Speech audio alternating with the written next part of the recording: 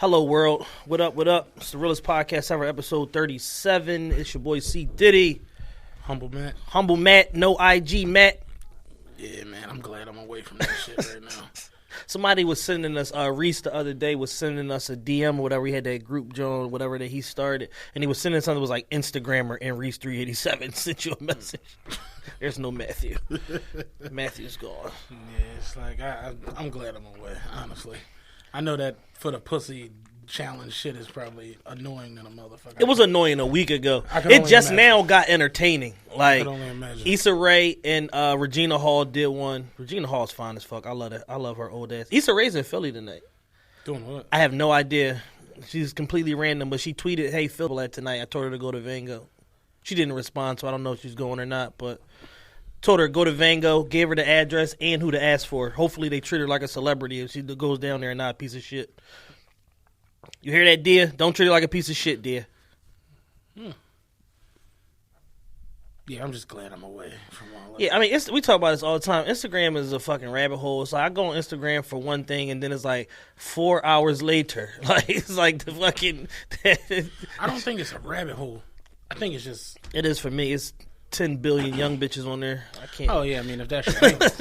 Yeah, I mean, that's the only reason that's why I'm here. Yeah. So it's like 10,000 YBs on Instagram. It's like I go on there to like check some stock shit, and then next thing you know, it's like CNN what? Like I'm looking at ads from Trinidad and Tobago. I seen one of my Instagram homies the other day. He's like, "Yo, I ain't seen you on the gram. You good?" And I'm like, fine. Here I am. I'm like, I don't know, like a thing. Like, if you're not on Instagram, everything going all right? I'm like, yeah. Because people are so fucking shallow. Remember a couple years ago, that was like, I just gotta really get my life together. And social media is fucking up the quality of your life. Seek help. Like, it's way... I understand what Charlamagne be talking about, though. When he talks about, like, social media, like, ruining skills and all of that. Because it's people who just... the minds are just they becoming mush. Remember, yeah. I remember a movie that shit is turning your mind into mush, and it's like, yeah, man. Sometimes you just got to be like, nah, I'm cool. Yeah, like I don't even need to see this shit right now. It's like I know I'm not missing anything. Yeah, I mean, it's just so much trauma and like mental poison that comes across, like social media on a daily basis, man. And it's just like it's like stressful and the shit like weighs on you. It's to the point where now, like, the black experience is just so fucking traumatic. I don't watch certain shit on TV. Like, I don't watch certain movies and like stuff like that because it's like it's wearing me out. And as like a borderline 35-year-old black man, I don't want to keep seeing shit. Like, I saw this movie last week and it actually was pretty good. It was a TV One produced movie with Lil Mama and Lance Gross, and apparently I heard about it was based on a true story. But it's like the guy starts off, he's so nice, whatever. He reeled Lil Mama in. She's dancing. He's selling drugs, allegedly. Come to find out he was like a Philly nigga. Like, he's like, I got my money. If you get your money up, we can do such and such. But, bitch, you're broke, so I'm going to need you to go and sell that pussy and make me more money. So then so that's where it takes the dark turn. It's like, oh, you don't care about her. You don't want to rescue her from the strip club. You want to be her pimp and coach her up to be the best hoe she can be. Inspirational, kind of horrible, kind of human trafficking. Yeah. So there's a scene in the movie where the shit just goes completely left, where it's like he asking her how much money she made because he's setting his target of $700 a night. And she's like, yeah, I made $350. You know, this one guy wanted to go to the champagne room, but I didn't have a condom, so I couldn't do it. Blah, blah, blah. That would have been $150, so I'd have been at $500. He's like, oh, baby, come here. And he headbutts her. And I'm like... Oh, one of my moves. Yo, I'm like, who the fuck headbutts a woman? Well, yeah, I never headbutted a woman. As your first move, like your opening move is, oh, baby, it's okay. You didn't hit the target. Wham! Wow. So think of how sick Chad Ochocinco is that his first move on Evelyn was, oh, you went through my phone? Headbutt, bitch. Oh, he headbutted her? Yeah, he headbutted her. I don't remember it. I don't pay attention to those people. He headbutted her, yeah. Oh. Right here. Ha! That's lit. NFL player fucking headbutt you, you're probably going to the hospital. Yeah. You're probably going to stay for a while. Stay out that phone.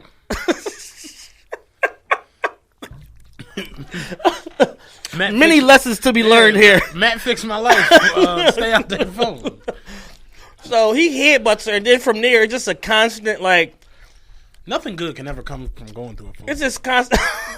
Nothing. It's a constant you either gonna get emotionally hurt or somebody's gonna get physically hurt. The thing is this: take it a step further. Second level thinking. That's the theme of this podcast here.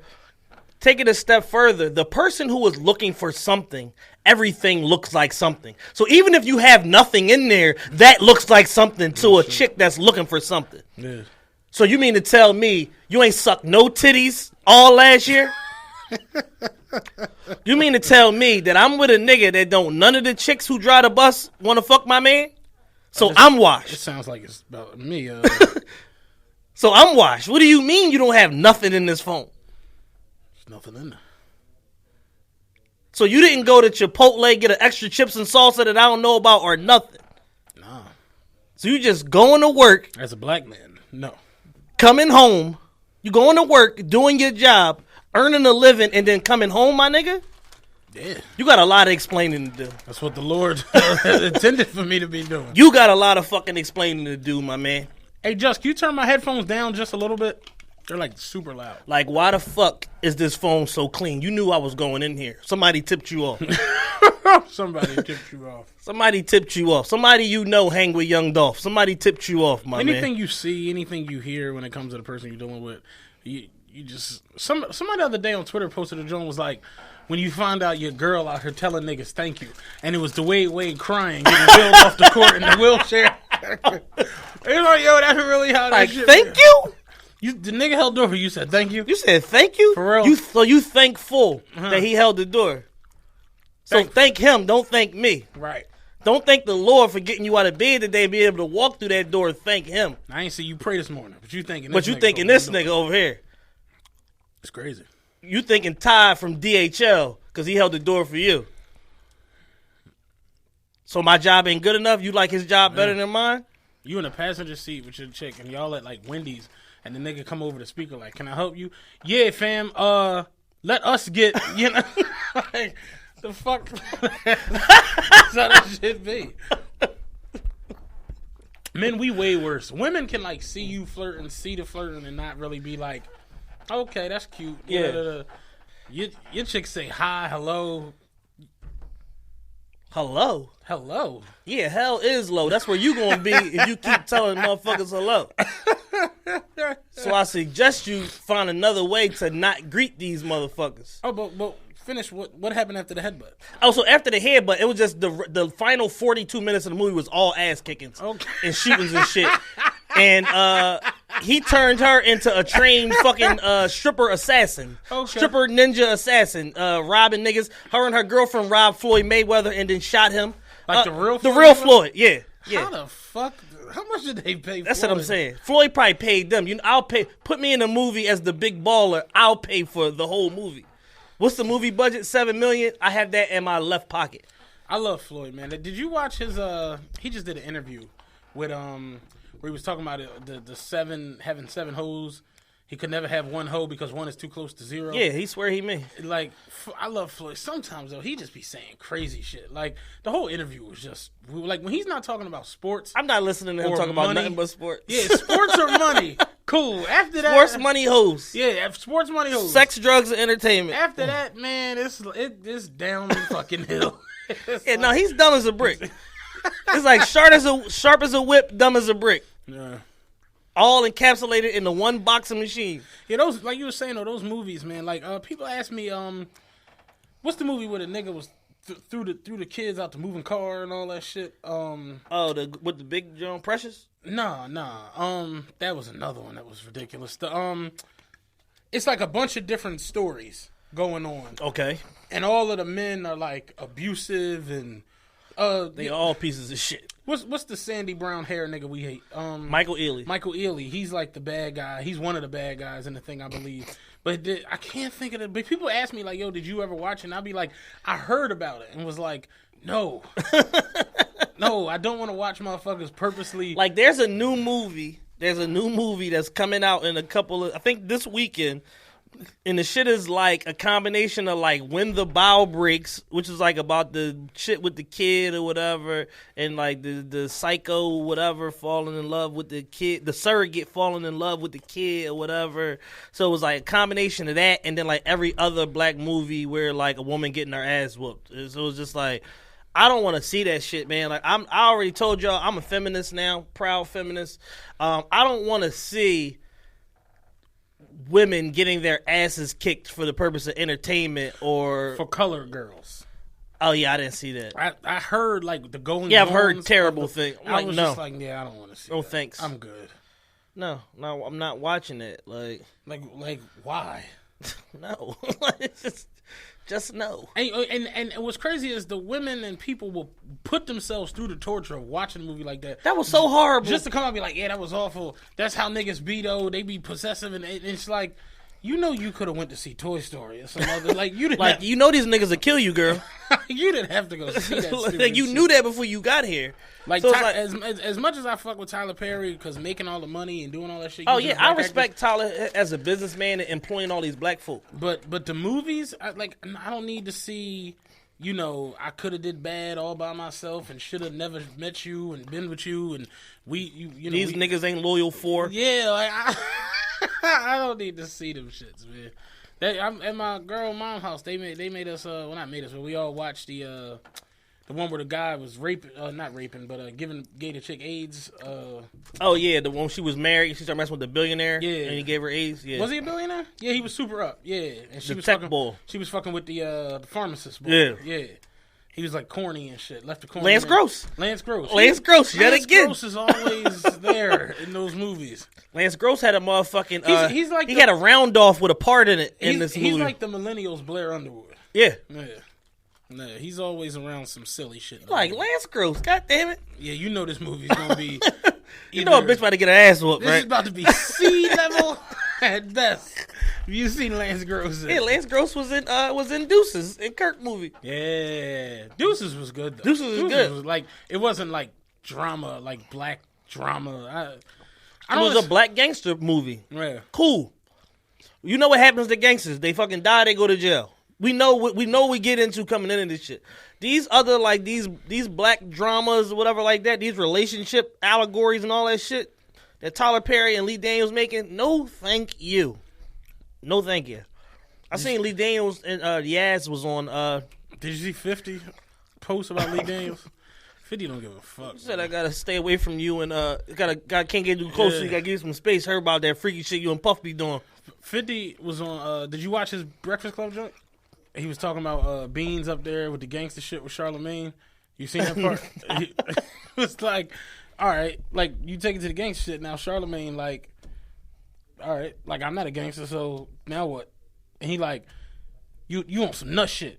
I should just roll. And Charlamagne like, yeah, you peace should. out.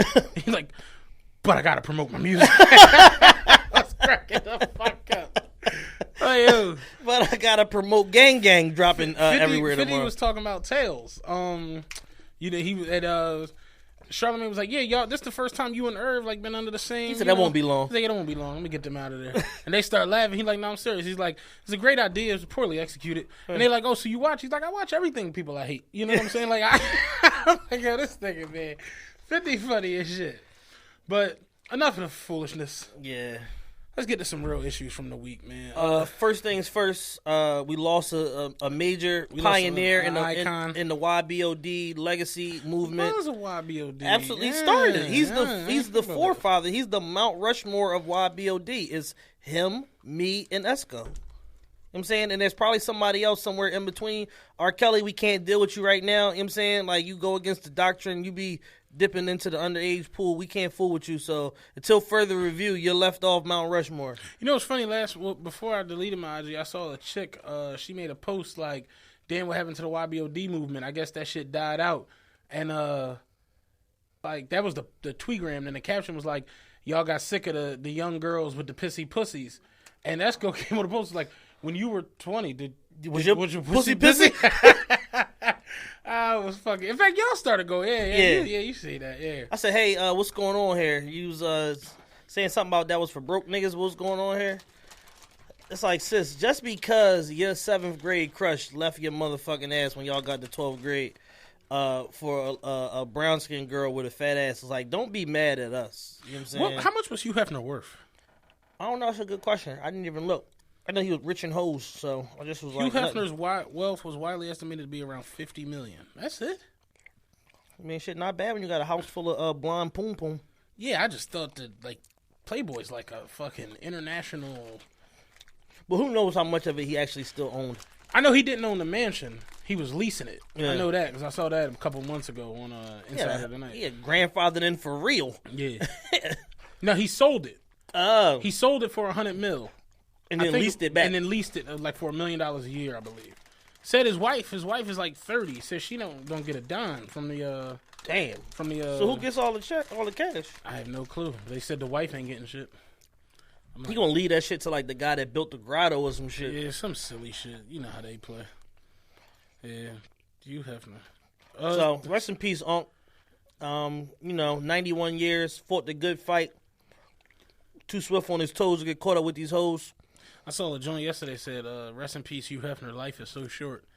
Like it was 91. Like, average black man died at 24. Talking about life is so short. Not in this case. Somebody sent us a question about the Hugh Hefner. Said, "Do you have any desire to live to be 90?" No. I was thinking that. Get me out of here like 68 to 72. I was saying the other day, like, do old people really, really enjoy them? I mean, I know they be finding joy and be having good times. Be finding joy in waking up. Yeah. But it's like, if I can't fuck at peak performance, get me out of here. I can go. You know what I'm saying? Once the knees stop working, shit start hurting, you don't even know what to call it or how to get it treated, you can get me out of here. It's like, yo, you can live for at least like 12 more years. No, euthanize me. I'm done. Get me out of here. It's an after party in heaven. Get me up out this joint. It's a fucking idiot.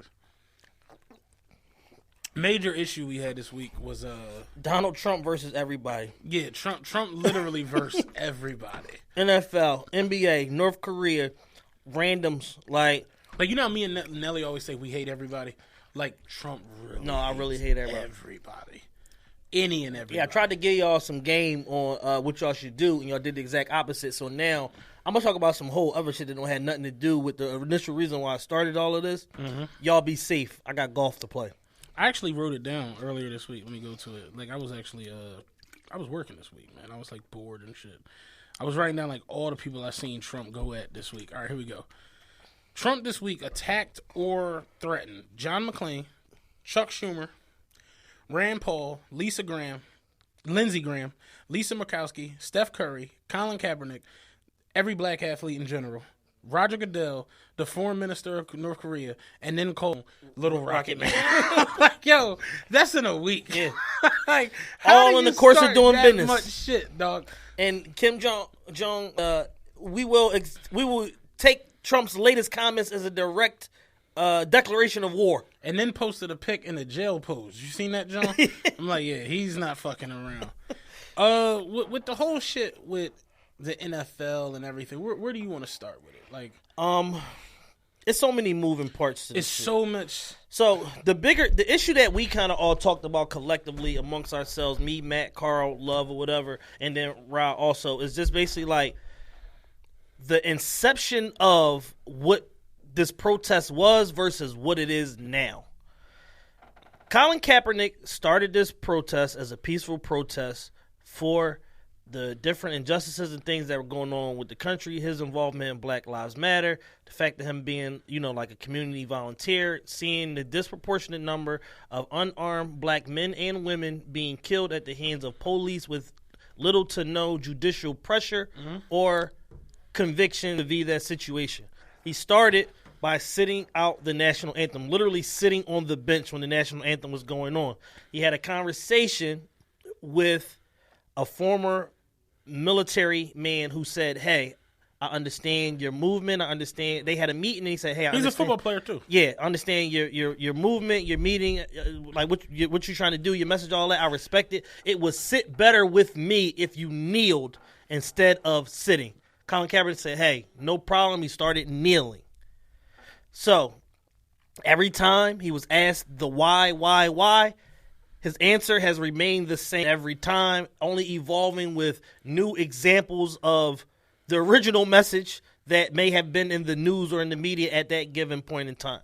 Fast forward now, this is a year later, and we just literally had the entire NFL, like some 400 some odd players or some shit like that, took a knee, locked on form of a protest over this past weekend with even some NFL owners. I think it was like between 7 and 9 owners participating of a protest.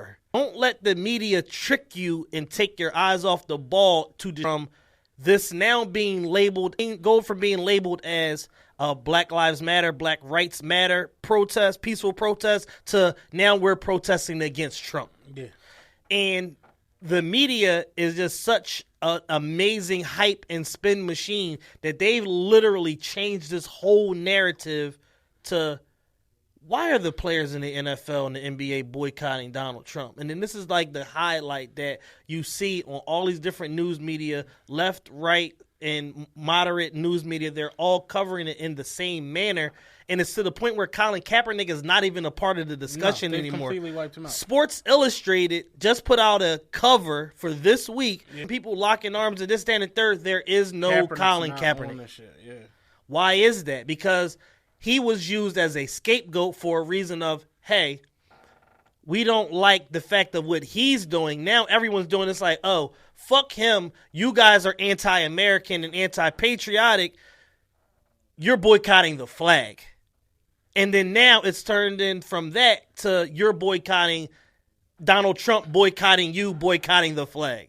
And it's like, what? How do we get here? So that's kind of what I'm interested in starting with, is like how did we get here? Like what particular moments along the line of from what Kaepernick was doing, then Michael Bennett joining the protests and a couple other players in the NFL joining the protests or whatever. How did we get here to where on September 28th now, 2017, the whole message has been flipped? Trump is a spin master. Like, what was the song Common had? A spin master. She brought her face up laughing to testify. Yeah. Like, that's Trump. Trump is a genius spin master. He's taken the whole thing away from Kaepernick. Yeah. From black... The term Black Lives Matter, it's so annoying to me. Yeah. It's like just the simple fact that that's what black people are fighting for, to just matter. Yeah. Like that's insane when you sit back. Not black lives are better than everyone. Black lives are like just matter. Like black lives are slightly superior. Like we just want to matter. It's just a insane fucking thing already. But I watched Kaepernick do this protest, and this is the crazy part. I saw somebody the other day on Facebook, somebody white, say, oh, I don't even understand why Kaepernick started this whole thing against Trump. And I'm like, well, here's the reality. Back the car up. He started sitting for the national anthem when Obama was president. Right. Like, here's the reality. I think his name was Nate or Todd Boyer, I think the guy's name was, who told him, yo, sitting is like that for the patriots and the people who fight overseas and all that. Kneeling is a silent protest and you're still showing respect to the flag. All right, Colin starts kneeling. Boom. All these players who were out there this week doing all these things and all this shit, none of them moved. None of them did anything. You even had players like who came out verbally and was like, "Oh, Kaepernick's a distraction. He's a loser." Mm-hmm. And Sean McCoy was out there breakdancing the other day during the fucking national anthem. And people keep trying to pretend like he did some shit. I'm like, no, he's just a dickhead. He's just a complete clown. He's just a complete. You can this is the thing, and everybody was hitting me up left and right from my job, people, because they know me, I'm a Cowboy fan. Yo, what you think about the Cowboys? What you think about the Cowboys did? What you think about the Cowboys did Monday night? It was whack. Yeah. This is the thing with a protest. I could be wrong, but this is just where I'm at with it. A protest is done to disrupt whatever is going on as the norm. Yeah. You understand what I'm saying? If you're protesting civil rights, if you're protesting segregation in school, you can't toe the line. Right. You can't play both sides. You understand what I'm saying? You just can't. Yeah. It's impossible. You have to pick a side and you have to go there.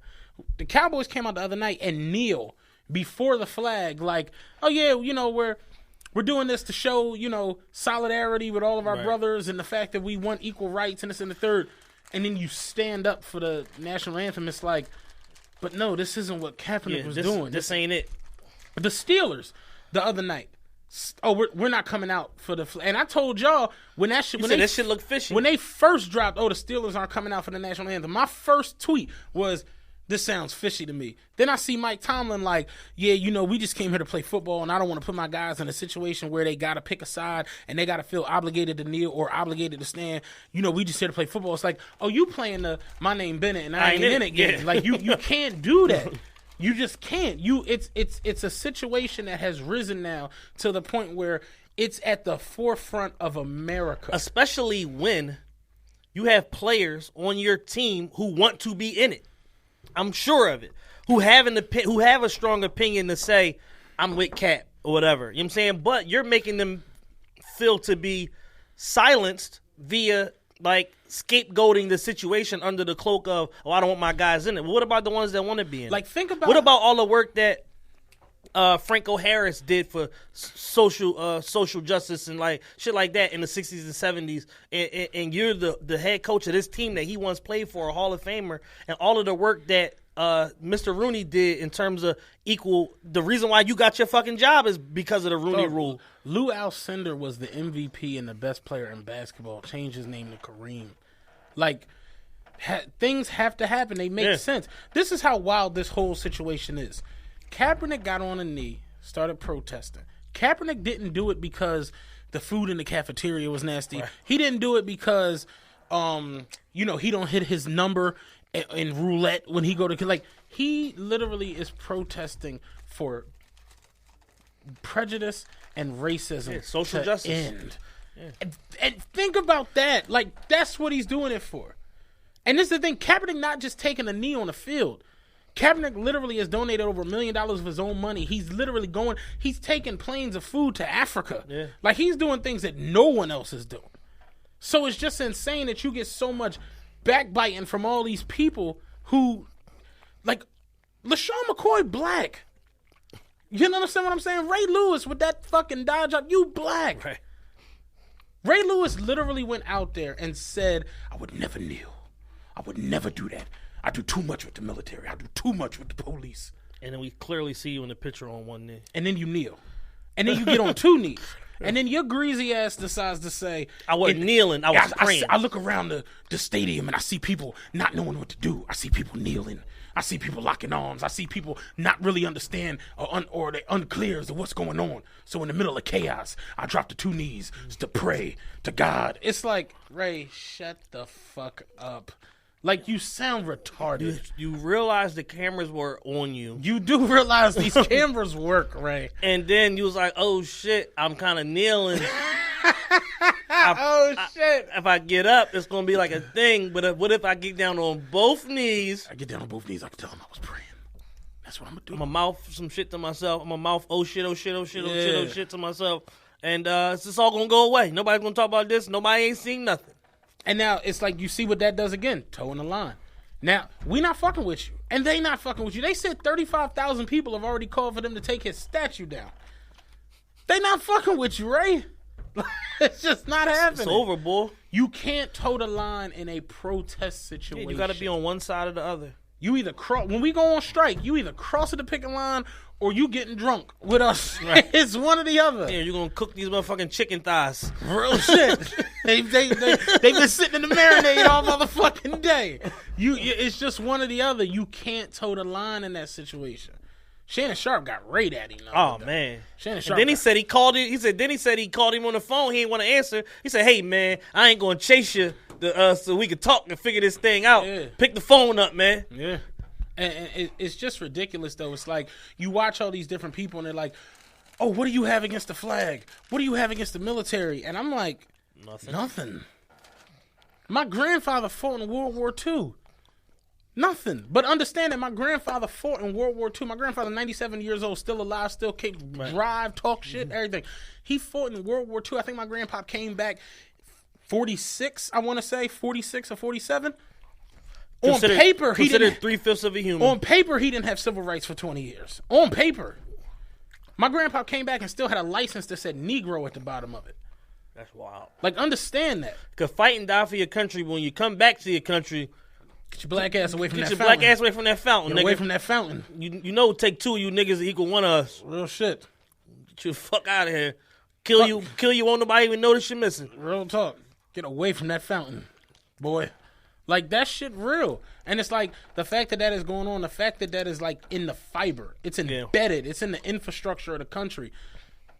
And you got literally situations like this where, yo, I'm going to do something. I'm going to play my part 100% for it. You get painted as a bad guy. Right. They painted Kaepernick as a terror. They said, yo, he can't get a second chance. There are people in the NFL who have had rape cases, who have had aggravated assault cases. Ray Lewis beat a homie. Yep, a stabbing. Like a brutal homicide. Ben done been on during Super Bowl weekend. Super Bowl weekend. Not Pink weekend. That's like if OJ would have killed Nicole Super Bowl weekend. Yeah. Like, you was in your bag, Like, you on some shit, huh? You was in your bag, huh? Yeah, Ray? one too many Dos Equis. Yeah. Corona got too many lines on that Super Stabbed the Bowl motherfucker to death. But yeah, and it's like they painted him as a bad dude. And I sit back and I listen to people. I watch black people do that. Because they don't know no better. Yeah. The house nigga mentality is real. Yeah. They'll tell you anything. And niggas turn right around. Yeah, man, he's a distraction. What's he distracting? Nothing. You can't even answer that. There's a whole thing. I'm pretty sure you saw this. There's documentation that proves that in 2009, the NFL was given a $53 million DOD grant for having their players stand during the national anthem. Like, I tell people, I don't know if you remember where that really wasn't even a thing. Yeah. They didn't televise that and had this whole big thing. Dog, swear to God, Midget John, JT, Leak, they can all attest to it. We in the casino, Delaware Park, down there for Sunday. They betting, everybody putting their bets in and shit, this and the third. They playing the games on the games getting ready to start. National anthem come on. White folks is standing in the casino. I'm looking around like, y'all do know y'all betting and gambling and drinking dollar beers and eating dollar hot dogs. Sit down. Like, what? Like, for what? Because the flag has been so romanticized post 9/11. That's exactly what it is. Yeah. Post 9/11, the flag has just been ridiculously romanticized to the point where it's like, if you like anything with the fucking flag is just like unpatriotic. They used the fucking Patriot Act to be able to go through all your shit without you knowing. They amended the shit 4 more times to be able to go in even more of your shit. And it's just like, the whole theme of being a patriot and being patriotic in America has just been pushed to the fucking forefront over the last 16 years. And it's just like, they just use different ways to anti-American for having something to say against a country that fucking burned, maimed, killed, and colonized a whole community of people. Yeah. To the point where they've been fucking displaced to like the upper northwest corner of fucking America, and that's all they got. Yeah, it's ridiculous, man. It's like, I watch, like, just the fact, and this is the thing, the country is still so racist. Yeah. It's still so much a mess. Overtly racist. You know who the number 1 jersey this week was in sales? Villanueva's nut ass. Think about this. An offensive lineman from the Steelers has the number 1 jersey. I wouldn't be able to find that shit if I fucking, how did they even find that? You know what I think is funny about it, though? All these Trump supporters who want the wall to, like, get rid of the Mexicans are running around now with, like, a Mexican last name. Yeah, they say he's, like, he's Spanish-American or whatever, so white. But, yeah, and when Crazy, did you see the videos with the people burning their shit? Burning the Steelers jerseys? Everything. Burning everything. Oh, shit. Burning all kinds of shit. It's a like a collage of videos. I'll send it to you. It's motherfuckers. The one nigga burned his whole season ticket package. They fucking tripping. You know you can't get in the game now. You know you can't get into the game now. You don't have any tickets. The motherfucker was burning all his Steelers shit. He's like, I've been a Steelers fan since I was born, and I'm this old. He's like, I have a son right now fighting overseas, and what the Steelers did this past week by not coming out to honor that flag was goddamn disgrace. I'm going to show you what I'm going to do. He put all his fucking Steelers. He's like, you see this leather? $450. It's dose. He's throwing shit in the fire pit. So then he's doing this, he's like, and you had one Steeler who turned around and came out and did the right thing, and that's goddamn Villanova, and I love him. And I'm like, Villanova. I'm like, Villanova is a fucking university. That man's name is Villanueva. Did you see that the volunteer fire chief in Washington County was like this nigger coach or whatever this the nigger fuck? coach. I was like, yo, he went nigger coach on Facebook on vacation. On vacation. Wasn't even in the country. Like, people are just making asses of themselves. And then he came back, has to resign, of course, and puts a message up. Yeah, I didn't mean what I said the other day. I was just upset. It's like, nah, you meant 100% Put what the you fucking said. Dos Equis down. Dog. And get off of Facebook. Them fucking Yinglings get you in trouble.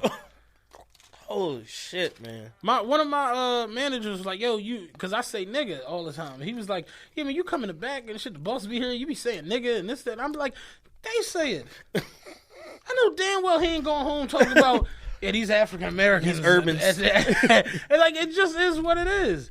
And it's like, I'm serious though, like the whole Mike Tomlin shit, that's what you get. You did that to stay out of the window. They want him gone. Fan base want his fucking head.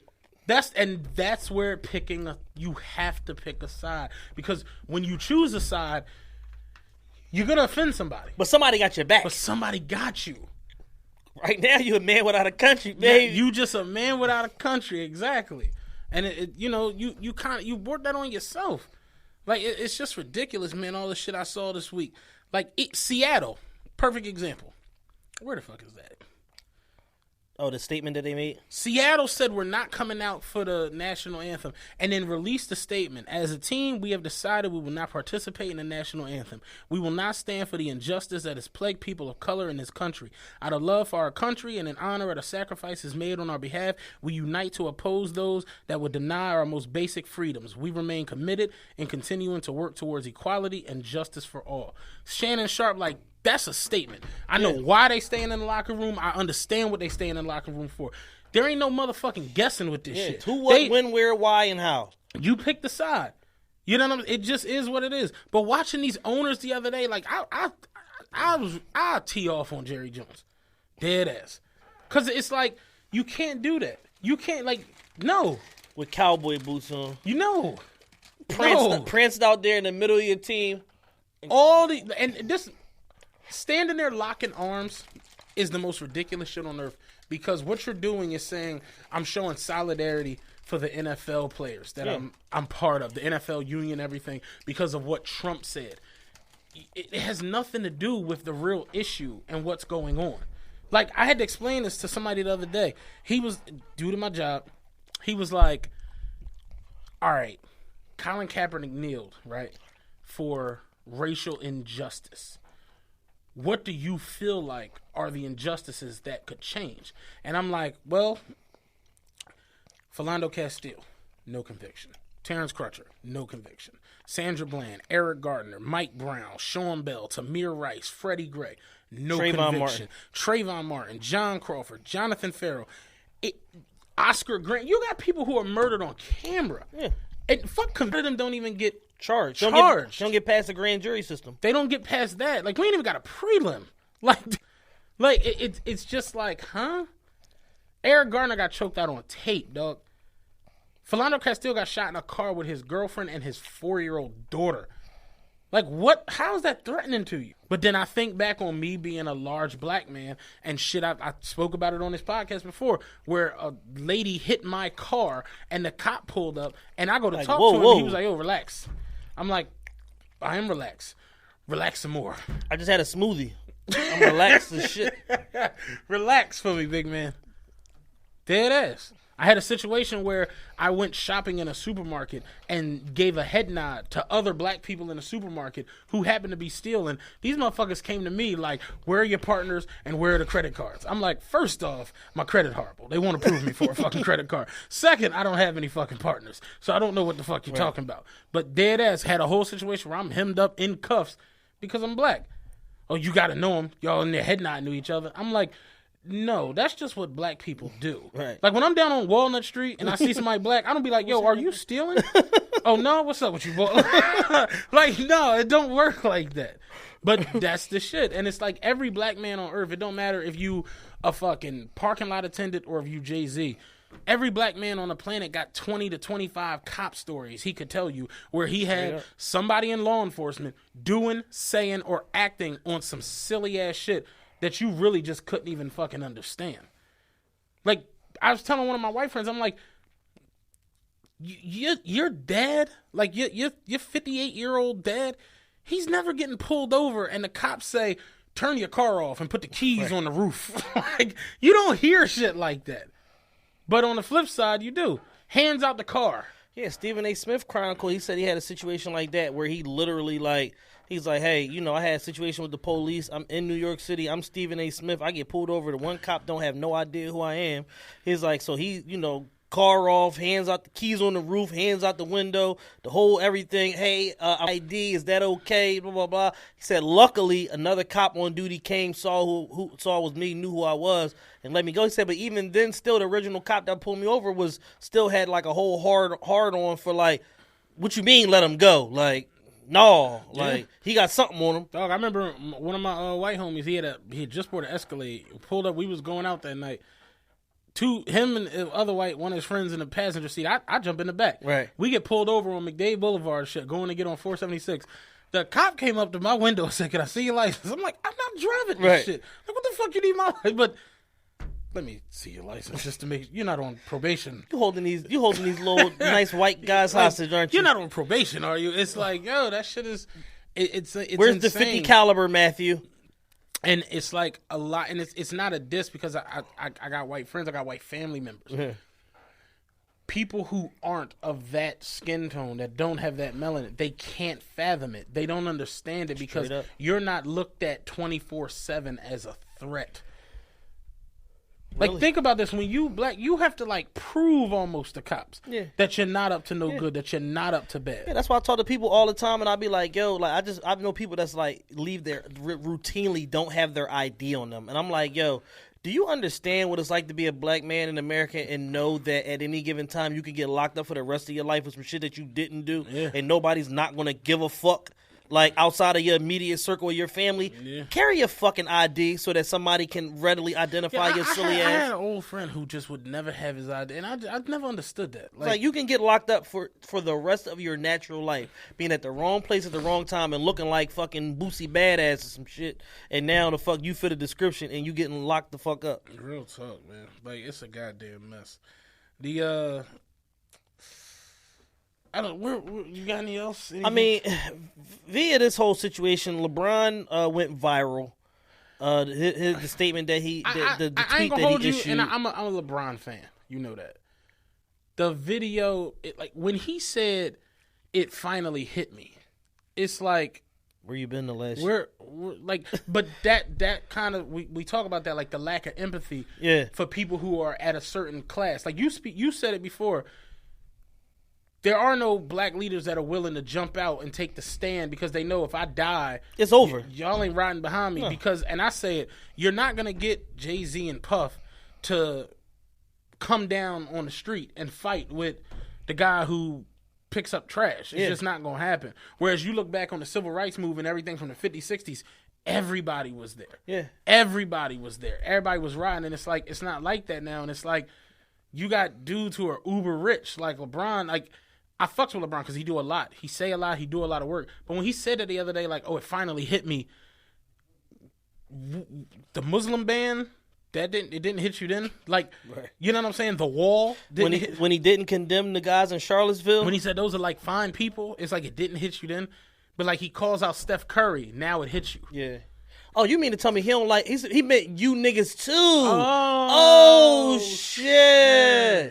I thought he was just talking about the niggas in Alabama. I thought he meant the niggas that was worth less than $200 million. Yeah, like, damn. So $700 million niggas, too. In addition to, also. Fuck. All niggas. All you niggas. And when like, that was my only joint when Bron said that, like, it finally hit me. It's like, bruh, it's like, it hit everyone. Like, how is it just now hitting you? I was in the gym. I was playing that I had Meek that shit. T Grizzly shit on. You had that T Grizzly and Meek shit on. You know how I get, man. You heard that new joint, that beef joint, T Grizzly and Meek? That's that shit. You know what I'm saying? No, but I was training. You know, I was doing 4 days, so I missed the message. But I'm being serious, though, and it's like that's kind of where it is. It's like the rich black person, I'm not saying all of them, but I know there has to be some type of almost like entitlement. Like, yeah, it's a disconnect. Exactly.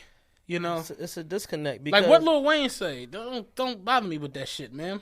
Like, Yeah, didn't he I know about this flag right here, man. Yeah, I don't I'm know. loyal to this. What Lil Wayne said, I don't know about no Black Lives Matter shit, man. Don't bother me with that shit. I know my life matter. And they got mad at Wayne, and I'm like, yo, he's had Stretch PT Cruiser since he was 14. It's a disconnect. Right. He don't understand that. Even when you go, with him going through the whole shit with the gun and all that shit in New York, it still wasn't that bad compared to like if me or you would have went through it. It wasn't the Khalif Browder story by no fucking means. Like he was in a fucking comfortable ass bunk, getting head from one of the COs, fucking writing poetry and getting his meals flown in like a goddamn good fella for 8 months. Real talk. Shit was Club Med by all fucking accounts. Yeah. It's like. Take me to the vacation wing of Rikers, Your Honor. Real shit. No problem, Mr. Dwight. Yo, you know what amazed me? The not to go too far off, the Forbes list came out. Was it yesterday? Lil Wayne, even in the midst of all the $5 million. I mean, Weezy's a big act. He's a fucking cash machine. Just the name was too big, so it's like he can always. He Right. said at one point he was getting like $80,000 a night to DJ. Yeah. Like, Yeah, he did like a 30-city tour where he was DJing and performing 2 songs from the DJ booth, $80,000. That was the cut down rate. Like my man Javi was going, he was trying to help me book him for Vanity Grand. He was like, yeah, I could probably get it down to like 65. I'm like, we probably not going to eat for like this 90s. Back to all the problems with the country. You want to talk about some positive Yeah, black people? Go. 90s. So he's a megastar in the 90s, 2000s, and now the 2010s. We're going into 2020, and Lil Wayne is still one of the top 16, 15 earning people in hip hop. That's fucking crazy. His first record came out in 98 nationally. It's funny. I made the our top 5 songs. I made them into a playlist. I sent you the joint. Yeah. And dude in my job the other day was like, yeah, man, I was listening to y'all joint and I seen the playlist, whatever, the link you had put on Facebook, and it's like, yeah, I downloaded that joint. I'm listening to it, and I'm like, I don't think a Millie's supposed to be on there. And I'm like, I mean, it wasn't a top 5 or a top 10. It was like our personal favorite songs. But I was like, I'll say this about a Millie. The world stopped. Yeah. When that fucking video dropped, like, the world stopped. And he was like, I just didn't get it. And then literally it turned into like this whole expose of us like explaining like PowerPoint wise like how a Millie. You see here, and then if you curve over it in here, then you have this, and then. And I'm like, dog, a Millie was really it was a moment. Like it catapulted an album that sold 1.5 million copies the first week. I don't know how more in a non-streaming era. I don't know what more we have to, what other exhibit we need. Like there was no purchasing the shit on your phone. Yeah, you had to get your ass up and go to the fucking store. And then he sold another like 700,000 the second week or some goofy shit. Like. I wonder what that album is at right now. It's probably at like 6. Probably domestically, probably like 6. It was like 4 million immediately. Yeah. Like by the end of the summer, it was like 4 million. It sold like an Eminem album. I'm gonna look that up right now. Go ahead, keep talking about the Forbes list. So Forbes list, August to August. This was the list, the Forbes hip hop list. Diddy 130, Drake 94, number 2. Jay-Z, number 342. Dre, 34.5 at number 4. It's amazing with Dre because all Dre had was the Defiant Ones, probably some residuals from Straight Outta Compton, and his job at fucking Apple. So imagine how much money a year he's making being they don't even have a title for him at fucking Apple. So Dre was number 4, 34.5 million. The one that shocked the shit out of me, other than Lil Wayne, number 5, Chance the Rapper, $33 million from August to August. How much is he getting for a fucking show? Holy shit. How much money did he make off the profits of that CD? I remember telling people, I'm like, when Chance donated $1 million to the Chicago school, like, how? I'm like, people was on that tip, like, how? I'm like, he gotta be making some serious money if he's giving up $1 million. Yeah, he probably, apparently he's making $2.8 million a month, according to this shit. Number 6 was Kendrick Lamar, 30 million. Number 7, one of my favorite people in the world, Wiz Khalifa, 28 million. Wiz is another sneaky one that every year, 20 to 30. Like, and it's like, I remember back to 2000 and... Real quick. Carter 3, first day, sold 423,000 records. Hard copies. The album sold 1.55545 copies, 1.5 million in its first week. After selling another 985,000 in week 2 and 964,000 in week 3. So he went platinum 3 weeks in a row. What the fuck, dog? He went platinum 3 weeks in a row. So if you don't understand that a milli is one of the biggest records of ever, like Lollipop and a milli, I think Lollipop is like 10 million now. Sold 697,000 a week after that. It was 2008's best-selling album. By the end of 2008, it was already at 3 mil, like certified triple platinum. That's nuts. That's crazy. Damn. And mind you, 2008, a lot of shit dropped. Paper Trail, fucking, what's Jeezy? The Recession. Recession was right after. Paper Trail and Recession was right after Carter. Rick Ross, Trilla came out. Kanye, the joint with Love Lockdown. That was my shit. 808s and Heartbreaks. 808s and Heartbreaks. Like that was 808s and Heartbreaks was November of that year, so that was the end of the year.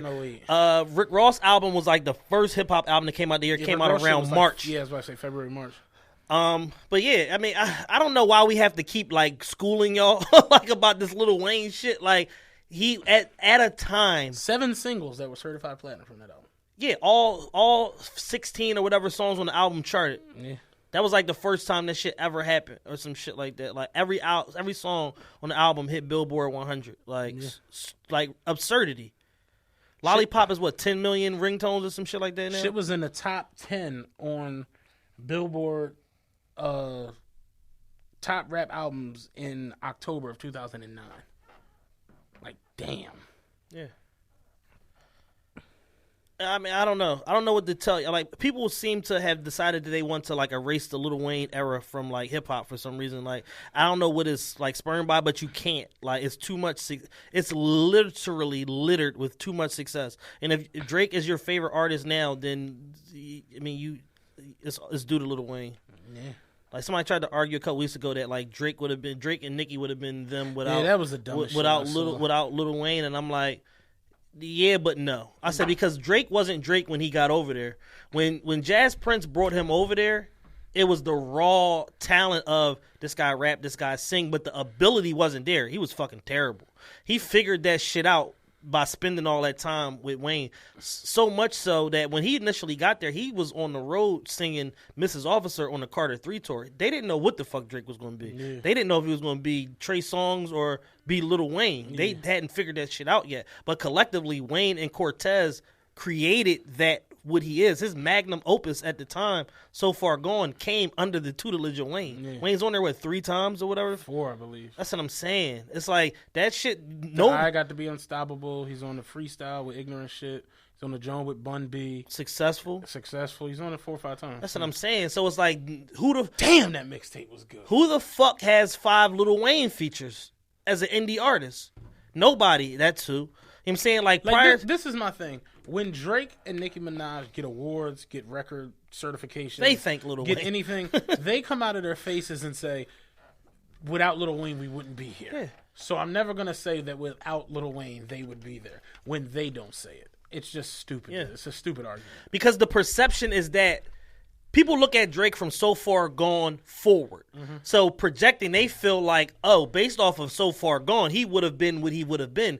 But no, if there isn't room for improvement and then comeback season and Lil Wayne... I mean, a lot of people just don't know about all that. In the mix of that I realized development. That the other day, too. We go off topic. Jay-Z turned down performing at the Super Bowl. Yeah. And the first or second post I saw on Instagram, this is right before I clicked I just saw so much stupid shit. Yeah, that's right. Tell them, Hov, you don't need that bread. Relax.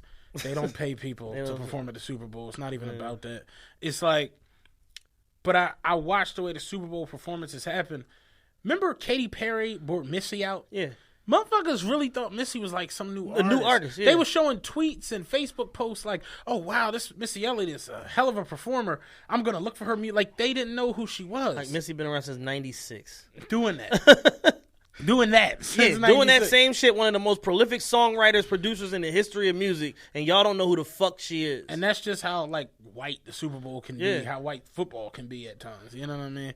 But, yeah, the Forbes list it's inspiring to see multiple black people take down that much cash. Is like, that's dope. Yeah, Drake really out here doing $100 million in a year. That's crazy. Yeah, Drake. I mean, Drake. I'm sure the majority of that money came. He probably had a crazy tour in advance from Live Nation, but he just had the biggest tour in hip hop history, so he's all right. Yeah. I'm sure he's recouped his money or whatever. Had an American leg and a European leg, so he's good. He's good out here. He's straight. Yeah. So I mean, it's just crazy to see the amounts of money. Pitbull number 8, 27 million. DJ Khaled number 9, 24 million. What's Future on there? Future 23. Kanye West 22, Birdman 20, still getting them checks, Bird Brain. J. Cole 19 in a quiet year. Swiss Beats 14.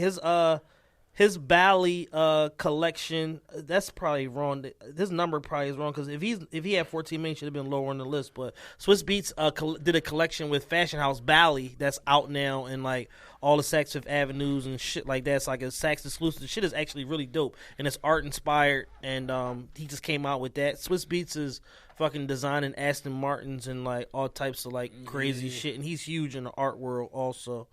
So Swiss Beats was 14, Snoop Dogg 16 and a half, Nicki Minaj 16, Lil Wayne 15 and a half. I think Nicki's the only woman on there. Yeah, Macklemore and Ryan Lewis 11.5, same thing for Rick Ross, and Lil Yachty number 20, 11 million.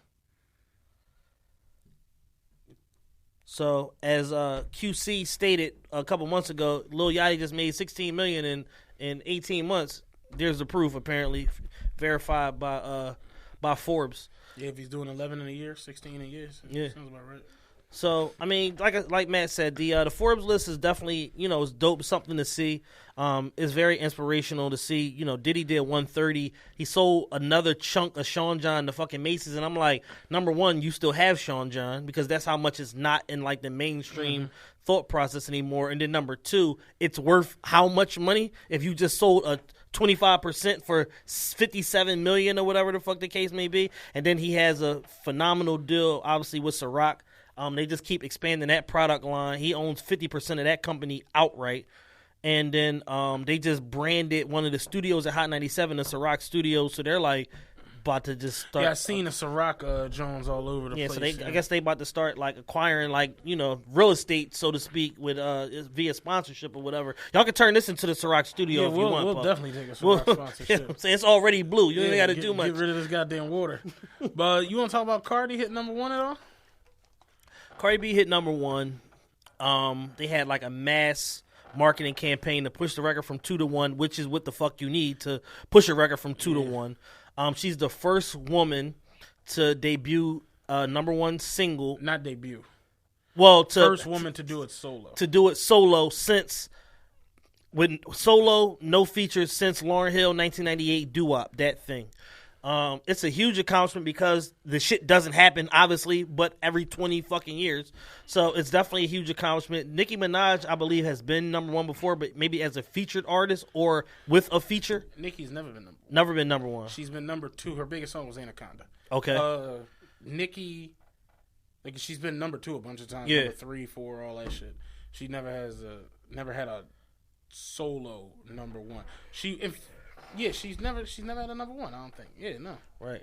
Yeah. So this is like, obviously a big deal. With any type of measure of success, the haters come out of the woodwork. Oh, yeah. So now it's like Azalea Banks, who's the undisputed number one hater in America. Like, she hates on everything. She once kicked Russell Crowe's ass for no reason at all at a hotel party. Azalea Banks is a punching bag.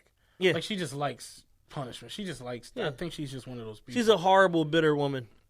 And she just went on a whole like IG rant about Cardi and you didn't write the record and because you're a Latina, you got this additional push because black men fetishize Latina women, so you got to push and blah, blah, blah. They never pushed Nicki, Foxy, or Lil' Kim like that. And it's just like a whole big-ass thing. And honestly, she has some valid points. But at the same time, it's like, we don't want to hear that shit from you is the main thing. It's like, you're kind of an asshole, you're very much so an asshole. You cry wolf a lot. Yeah. You cry victim a lot. You hate on people a lot, like unprovoked. And it's like, instead of like focusing on your craft and making the best records, she has like this woe is me fucking attitude to the point where she's banned from Twitter. Like, she's not allowed to have a Twitter account. Really? Yeah, she's done. Oh, wow. For fucking being verbally abusive continually to various, like, celebrities and, like, people that was, like, following her and shit. So it's like, sis, you might have a point, you might not. We don't know because it's you, and we not about to sit here and spend all this motherfucking time talking to a hater about somebody that's successful.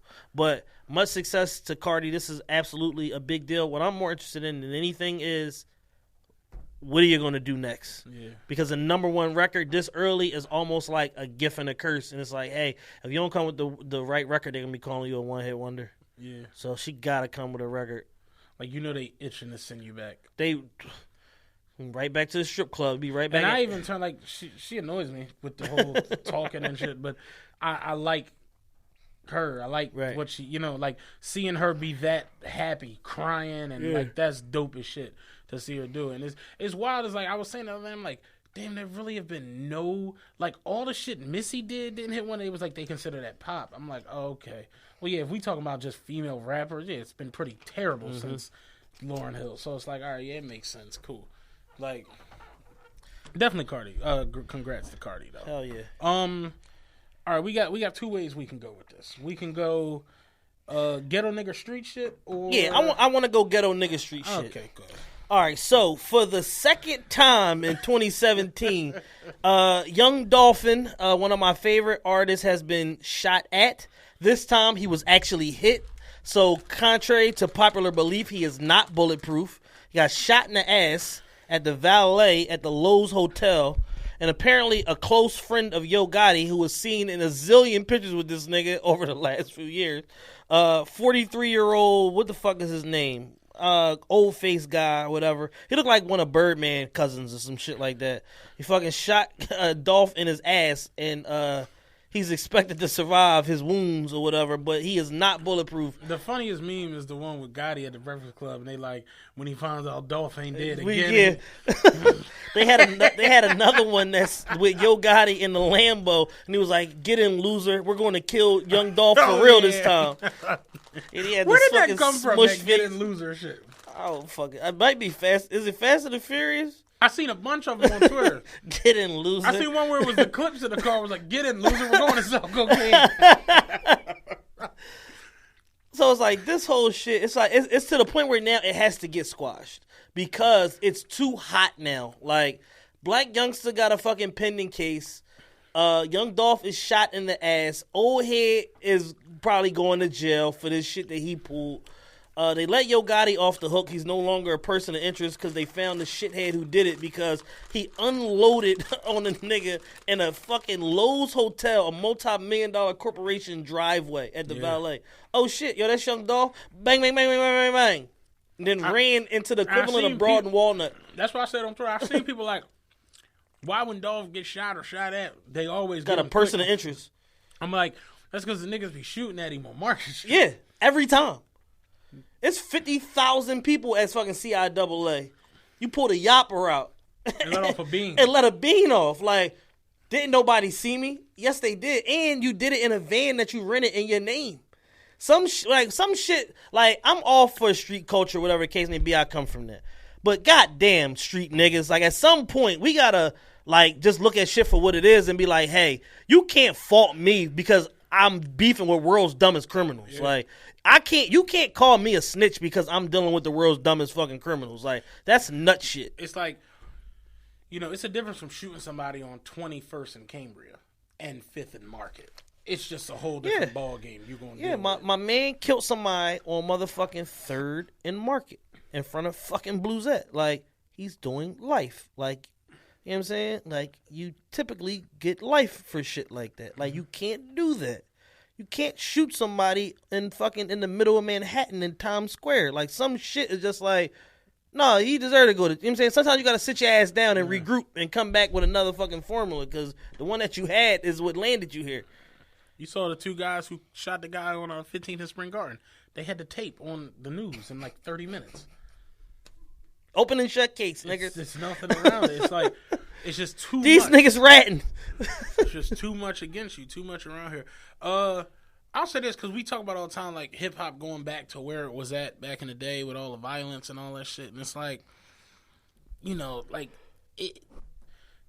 Dolph's music has gotten a lot better. Yes, it's like every time he goes through some crazy shit, the music is just better and better. Because I didn't even like him at first, but his music has become real good. So who knows? The next album might be dope. You know, might be a masterpiece. Might be another hot one. You know what I mean? But you know, hope he pulls through. You don't want to see nobody die. You know what I'm saying? That's all. Dumbass Hitman holler yesterday. You get donkey of the day. Oh yeah. Fucking just got word that Young Dolph didn't pull through. Damn, R.I.P. Like, dog, no, you're the only one reporting this. Yeah, Double XL, and Complex are both like, no, we just talked to Dolph's people. He's fine. Like, the rumors of his death are completely false. Simple as shit. Like, I don't even know what that was. Like, you don't check 2-3 sources for you fucking tweet that. Oh, my y'all weird. Well, my you weird for the week is Sarah Huckabee, the press secretary from the White House. Yeah. Took over for Sean Spicer and shit. Sarah Huckabee the other day addressing the fucking media at the White House said about the NFL protests. Did you see it? No. Oh my God. She said if they're having such an issue with police and police brutality, they need to protest the police and not the American flag. Charlamagne was like, play that one more time. like I really can't believe but that's really how shot out they are. Like, they really think it's a protest against the flag and the military. Yep, it's a flag issue. Real quick, since we I don't know how much more time we got here. Where we at? Okay, cool. Oh yeah, we good. Did you see the town hall meeting? I saw parts of it. Oh my God! I heard it was hot fire. It was hot fire. men hot. You know what I'm saying? CNN put together a town hall meeting. Anderson Cooper. He had Spike Lee, Hines Ward, this dickhead reverend. I can't remember his name. The white guy, Nate Boyer, that told Kaepernick to kneel instead of sit. Via satellite, he had Doug Baldwin and Michael Bennett. And in the crowd, it was like people asking questions. It was almost like when the presidential candidates debate, and they started taking questions from the field and shit like that. And the people in the crowd, like, they were military vets and people who got family there and people who got kids and all this that. And the one white guy, man, stood up. Mind you, that his wife is holding this big ass picture of his son. His son got killed in I believe Afghanistan, like a suicide bomber or something like that. And he's talking to Spike Lee, and he's like, "You got these guys that are protesting against that flag, and that flag represents freedom and liberty. You know, the things we fight for, the things we go over there, and my son lost his life for." And he was like, "Yeah, but the thing, the fact of the matter is like those things don't happen for black people here. That's what the protest for. Right. The protest isn't to disrespect your son. We appreciate your son. We appreciate you. We appreciate anyone who's in the military, anyone who's willing to give up their time to go over there and fight. And we appreciate you. Right. It's not that, though. That's not what this is about." So then the guy told Spike Lee, because Spike Lee was like, "You want to see all these owners coming down now to kneel and hold arms and you want to see things stop? Give Kaepernick a job." Dude told Spike Lee, like, "Why don't you put him in a movie since you're so worried about getting him a job?" I'm like, all right, yeah, this shit is getting crazy. Yeah. What the fuck? Like, yo, my joint is like, do we ever see, like, what happens next? That's my joint. Man. Like, and we still don't have an answer to that. We still don't. It's like, because y'all not going to come out this week in NFL and do all that shit. No. Now what? Hey, it's going to be meetings all, hey, niggers, we gave you a little shot last week. Pull that shit again, you're all fired. Yeah, you know what I'm saying? Talk. I ain't going to be out there with you at babysit you motherfuckers every week, so. You niggas going to catch that pigskin this week, and that's it. You know, shut the fuck up. You know, have a good ass time. You know what I'm saying? And that going to be that. You want to talk about some basketball shit real quick? Definitely. The biggest issues of the week, not necessarily issues, but topics of the week: basketball, Melo to OKC, D Wade to the land. What does this mean? The Warriors in 3. It's just that real. Like, this is my joint, and I said this the other day. The Warriors, this what we're watching from 14, 15 to right now, it's the best team in basketball history. It might be the best team in sports history. Right. I've never seen anything like this in my life, where the whole entire league has been flipped upside down. Yeah. You got an offseason now where Paul George, Carmelo Anthony, Dwayne Wade, Isaiah Thomas, Kyrie Irving, Gordon Hayward, Chris Paul. Who else went to... You're talking about perennial all-stars. Switch teams. Not on the teams they were on last year. And none of them have a shot. Niggas taking pay cuts and everything. I've never seen anything like Nobody has a shot. Never. Think about how wild this shit is. OKC, who literally just got rid of Oladipo, they got rid of Cantor, they got rid of McDermott. They bring in Melo. They bring in Hoodie Melo. They bring in Paul George in a fucking attempt to get Russell Westbrook to sign a fucking extension, and hopefully Paul George will stay past the 1 year where a lot of people have already said he's going to the motherfucking Lakers. Right. They do all of this shit and probably aren't going to win a championship. And when it's all said and done, Melo's going to be gone, Paul George might be gone, and Westbrook might be gone. Cleveland just got rid of Kyrie Irving, who was supposed to be their next dude. Like, LeBron was supposed to pass him the keys when he got fucking done. Kyrie Irving left. You bring in Isaiah Thomas. You bring in Dwayne Wade. You pick up Jay Crowder in that trade. You pick up Jay Crowder. You bring in Derrick Rose. You do all of this shit. Kyrie is gone, and LeBron might leave next year. Yeah. And now y'all have no fucking standout. You're gonna be praying to get Michael Porter Jr. with the number 1 overall pick that you got from Brooklyn. And through all of this shit, it's the Warriors in 3. Yeah, like I've never seen that in my life. Because here's the thing: people are so enamored. This is how good the Warriors are and how much better they got. People are so enamored with all this shit that's going on in the NBA. And what y'all don't realize is the Warriors added 2 guys who shoot 40% a clip from 3-point. They got better at what they already do. Mm-hmm. So now those minutes that fucking Ian Clark and all them was playing, now Swaggy P is playing them minutes, or Caspi is playing those fucking minutes. Mm-hmm. Oh, and by the way, they got the fucking steal of the draft in Jordan Bell from Oregon. Yeah. Another undersized center who can handle the ball and can spell Draymond Green or play with him. Yeah. Warriors in 3. And they signed Iggy back. That was the part to me. It's like, for the Warriors coming up on all those max deals, I thought for sure they was going to lose at least Iggy or Livingston. They kept them both. Kept both of them. It's just like, what? You have the best 3-point shooters in the league, top to bottom. You have the best mid-range shooter in the league and Sean Livingston, followed by Steph. Like, you got Draymond Green and Iggy, who are fucking great defenders. Yeah. Iggy has a fucking Finals MVP to prove the shit. I just don't even. And you got Durant playing defense better than ever. You know what I seen today? I saw somebody put a list on the Twitter about the best finishers. Oh, best clutch players.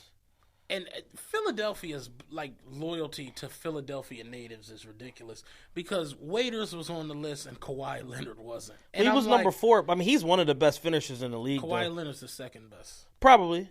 But I like the whole issue started about D Wade and the fact that Max Kellerman, a sports figure who's I have a tremendous amount of respect for, and just the way that he thinks and the way he articulates things and all that shit. And he's very straightforward with the way that he delivers his points. And he said that he would take late game Wade at 97 years old over Harden and Clay. And I'm saying, I don't care what party that James Harden is in a rush to get to. I don't care what chick that James Harden got texting his phone mid-game. I'm still taking him over Dwayne Wade at the end of the game.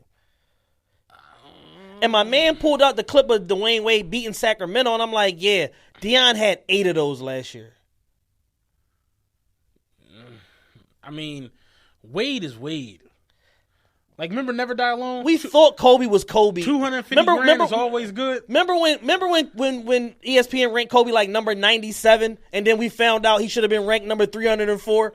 Yeah. It's like that sort of thing. Oh, no, I'm not arguing that Wade is past his prime. It's over. I'm not denying it. But last year, Wade played well. He played very well. Yeah, but on a bad team, somebody got to get... Team wasn't that bad, though. They made the playoffs. In the East. It wasn't like they was awful. The Heat didn't make the playoffs, did they? They missed by like a game. That's what I'm saying. And Deion missed X amount of games.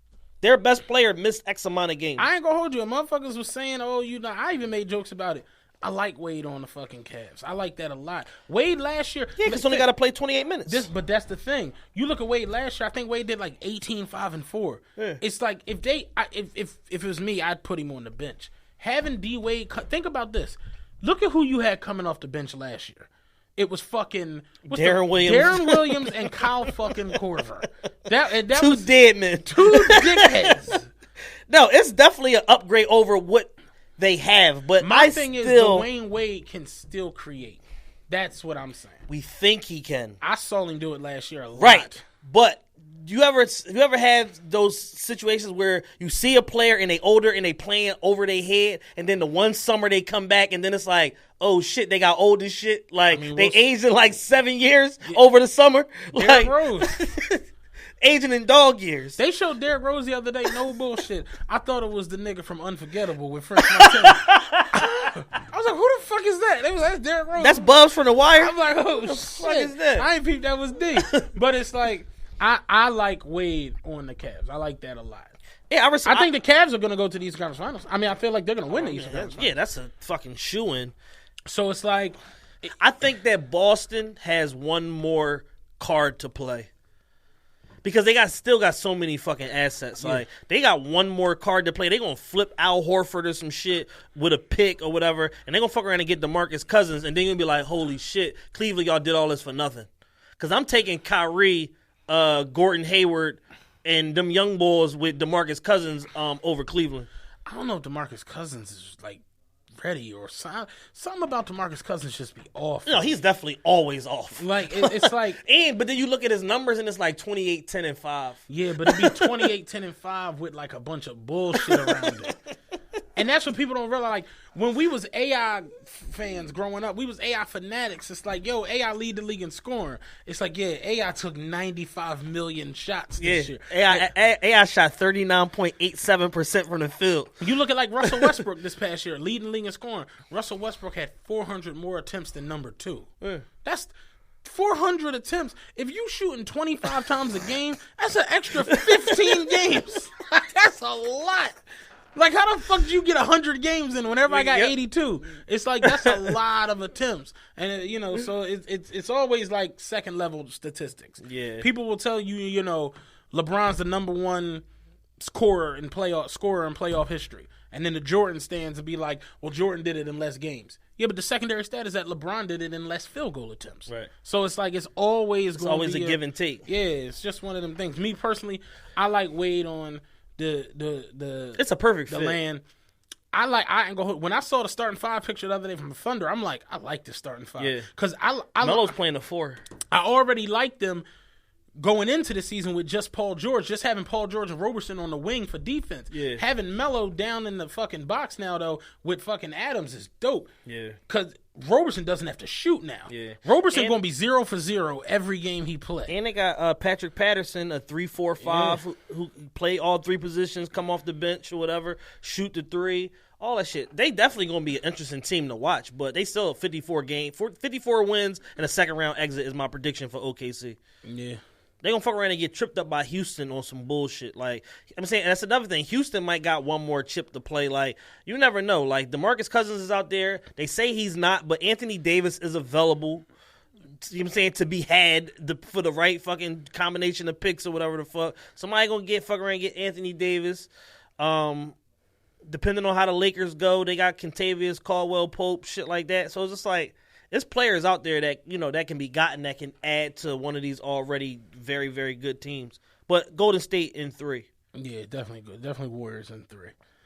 You got anything else you want to discuss? We talked about Dolph. We talked about 50. I mean, we kind of like ran through everything that I cared about anyway. Do we have any questions? Just that first one I already asked you. Nothing else that's like significant. So overall, going back to like part of this Trump shit and the NFL shit, where are you personally at with the NFL right now? It's funny. It's like I see people like, oh, I'm boycotting the NFL. And then I'd be like, all right, and then what? I mean, like, you ain't fucking with them. And it's like, all right, but like there has to be more. Yeah. And that's what I think people are missing. It's like Kaepernick didn't just say, yo, I'm taking a knee because, we getting bullshit done to us out here. Kaepernick then turned around and put his time, his money, and all of his efforts into the fucking situation.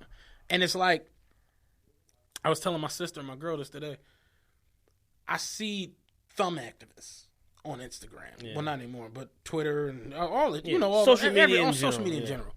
Thumb activists. I'm gonna make this post that's gonna be crazy, get all these likes, and have people going nuts. But then you log out, and you be back in bullshit. Yeah. It's like you can't. I said it earlier. You can't toe the line. Like me, I want betterment for black people. I want betterment for everyone. I live my life and conduct my life in a certain manner that's positive, that's productive. Right. You understand what I'm saying? I've been doing a lot more reading. I'm just trying to stay away from silliness and focus more on the things that I want to do and things that I want to have happen in my life, my family's life, my friends, everything. If you're not willing to at least even conduct your own self and your own life in a better way, you can't turn around and then complain about not, you know what I'm saying, not seeing better, not having things better. Real shit. And a lot of people I see on a daily basis have children. And they just do dumb shit. Like we talked about it last night. My sister she was like, yeah, me and my friends were cracking up when y'all was talking about the lady on the bus. You was like, yeah, speaking of wolves, the lady on the bus. And then I was like, yeah, the lady was trying to fight and her kids was piping her up. Yeah. And she was like, yeah, and Chad talking about something. Yeah, she on some nut shit, mom. It's whatever. And I'm like, yeah, it's like you can't be doing that and then turn around. Oh, we don't got this or we, this. Right. It's like no, it don't work like it's that. Disingenuous. It's disingenuous for completely. Yeah. My thing is. I've said it before. I don't think it gets better because people just don't want to do it. Yeah, it's like putting the work in for anything. For anything. I want to do this, get this job. I want to, get this studio off the ground. Whatever the fuck it is you got going on. People really just don't be putting in the work. Yeah, people want to talk about what they about to do and I'm thinking about doing this, and they want to formulate them ideas and never actually take the time to put the work in to act on the shit. Like Gary Vaynerchuk says all the time, the reason why most people aren't successful is because they're completely full of fucking shit. Full of it. Like, I keep it a beam with you. I cut friends off. Friends. Like, I'm talking about lifelong friends because you just want to be on bullshit. Right. I can't do it. I can't. I got too many things I want to do. Too many things is going on. It's too much life out here. Me and you had an extensive conversation yesterday talking about the money. And, don't be a slave to it. Yeah. But understand that it's a lot of opportunity. If you create enough of it, you can change your life and the lives of those around you if you create enough capital. Like I got 2 books that I'm really fucking with. Charlemagne's book, and I got The Mental Game of Poker. But I tell you a little, Charlemagne was talking about, like, his whole thing is black privilege. Opportunity comes to those who make it. And it's like, that shit is real. I see people who literally get up. One of the greatest fucking quotes from this show ever. The average young man is waking up every day. Nobody killed me yesterday. Bet. Who can I finesse? All right, who can I get over on today? I got $20. Rashawn on me $5. So I got $25. I'm going to get me a perk. I'm going to get a big-ass nickel out. I'm going to get something to eat from the poppy. And hopefully my man let me slide when I go to grab this juice. And I'm going to hope for the best. And that's how motherfuckers is. But motherfuckers don't even be peeping this aspect of life. Let's say you wake up tomorrow, right? Completely productive, completely positive. And then you do that the next day. Be more positive and more productive than you were yesterday. And then do that tomorrow and be more productive and more positive than you were today. 6 months, a year from now. You've been doing that. You know what I'm saying? Who knows where you could be at? People don't even realize how fast things change. Yeah, absolutely. How quick things flip. But you don't realize it because you stuck doing stupid shit or worried about stupid shit or worried about bullshit. I seen a chick the other day on the phone going off about her Instagram. About some comment that a chick left. I dead ass at the bus stop because I was sitting there watching the shit. And she's literally calling multiple people. Yeah, you see what that nut ass bitch said on my post? Da-da-da, fuck out of here. Like, I don't know. Like, I blocked that bitch. Da-da-da-da-da. All right, yeah, I'll call you back.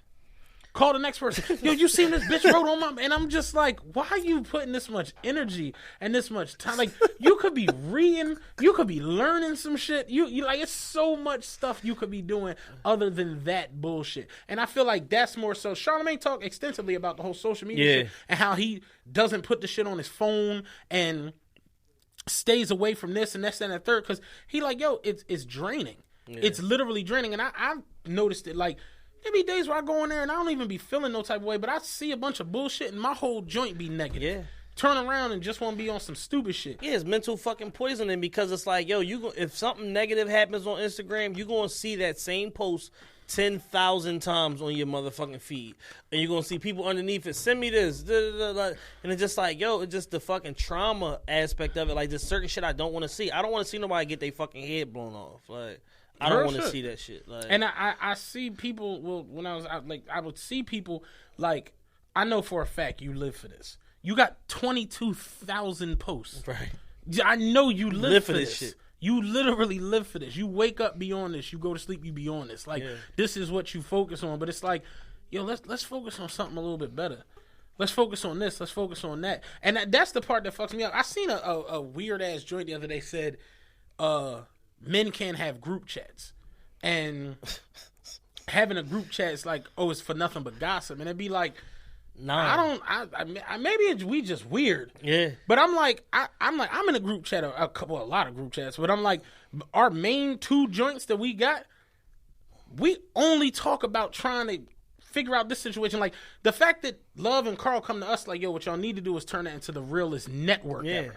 And do it like XYZ and boom, boom, boom. And we really trying to strategize. We talking about business ideas and how to empower each other and how to make ourselves better as men. Like, so just like the notion of here's the problem with niggas, and this gonna put a nice pretty bow on this shit. The problem with niggas is that they think that whatever they see or whatever they come in immediate contact with is all that there is. So if all you doing is using your group chat for gossip and for hoe shit, you're going to think that that's all everybody's using it for. Exactly. Because you can't see past your own immediate circle of friends and your immediate surroundings to say, hey, if I just jump over fucking Warrington Avenue and walk over here to Whippy, it's a whole new world over here. Like, what if you leave Dickerson? What if you leave your block? And get down to Snyder? It's a whole nother motherfucking part of the city.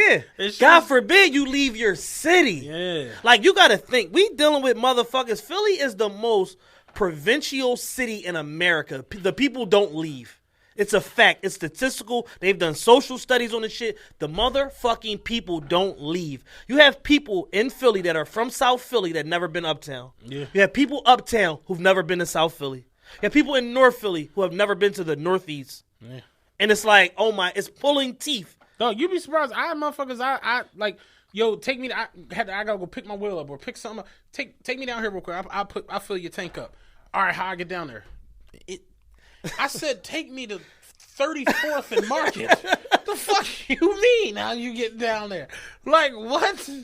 You'd have thought in 7 minutes. That's how you get down there. What do you mean? Yeah, pick a route. That shit is real. Motherfuckers really don't go to the other part of the city. They don't. So it's like, so you gotta realize that a lot of these conversations that we be having just in general are with brain dead motherfuckers that just don't get it, and they just think that whatever they immediately see or come in contact with is like the Bible on everything. So they chastise and they push their insecurities in their unknowings of things onto people in a manner in which to try to give it validity as a fact when it's just their dumbass reality. Yeah. Like, it is a fact to you, but your dumbass reality don't coincide with mine and seen. Yeah. And that's just really what it comes down to. And it's just, I see so much of that shit, and I'm like, that's an insecurity. That's a mental illness. That's a mental weakness. I told you, I literally got to the point where it was like, I'm deleting shit. I'm scrolling this shit. I'm not liking anything. And I'm just like, I can see through the stupid shit. I guess it's because I'm just a second level, next level thinker. My life, my mom, me being poker player, like, I just kind of do that on the strength. Right.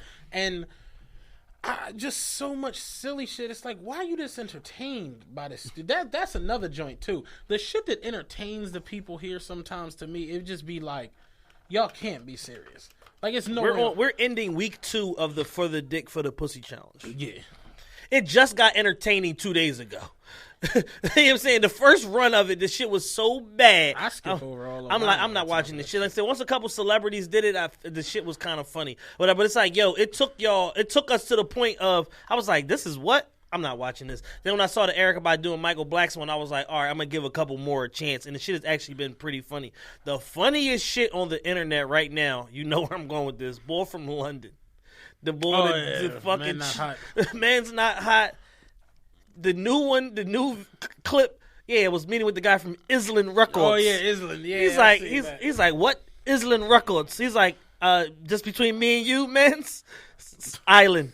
He's like, Island not spelled like that. You trying to make me look stupid, man. He's like Island is ILE and then land. Yeah.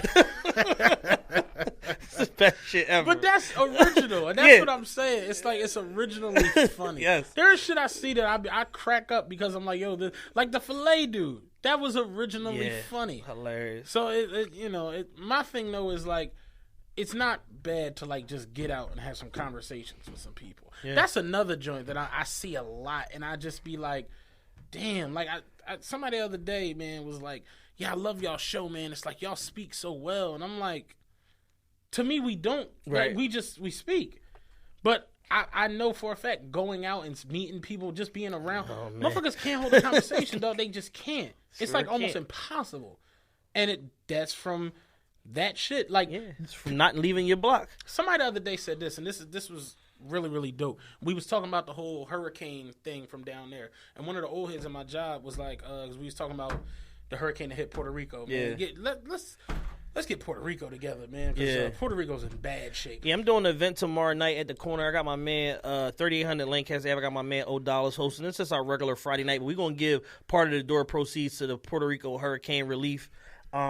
Just because it's like literally like nobody stepped up to do nothing except Pitbull, like J-Lo, and Pitbull's from fucking Cuba, like, and him saying nobody's stepping up. They said that I think the Royal Caribbean they canceled a cruise and took a whole cruise ship down there to like get people out of there and give them somewhere to so that's fly. And they said that one of the U.S. naval ships is headed there with all of, supplies and help and all that stuff. That's good, man. So it's like, Trump the other day, when they asked him, like, what's going on with the relief for Puerto Rico? He's like Puerto Rico fucked themselves. He's like, well, here's the thing. The infrastructure's bad. Puerto Rico it's an ocean. It's an island. In a really big ocean. A very big ocean. I'm like, yo, like, he sounds like a first grader who got called on to explain where Puerto Rico is. It's like that meme. Motherfucking, this motherfucker can't even eat a motherfucking hamburger cold. Nigga, ham down, nigga. Yeah. But, no, we was talking about the Puerto Rico shit the other day, and one of the old heads in my job was like, I honestly, like, up until recent, I didn't really feel sad for the millennials and the next generation. They're completely fucked. And I'm like, elaborate. Like, tell me. He was like, just looking at all the things that are going on, like, the young generation, they can't function right. They can't live off the land. Yeah. They can't function without these devices, these things. And I started thinking about it and looking into it and reading. I was looking at like all the different places that were affected by the hurricane. Yeah. And I didn't know that Anguilla didn't get electricity till 1984. So I'm like, damn, like it's people still there that were functioning without that. You know what I mean? So it's like they understand how to like hunt, fish. Yeah. You know what I'm saying? Start a fire, live off the land. I'm like, they talking about Anguilla and different parts down there might not get electricity back for like 7-8 years. They said that's how long it might take because they got to rebuild everything. That's nuts. And I'm like, could you imagine if some shit happened up here where electricity was going to be out for 7-8 years? Civilization might end. 7-8 days. It might end.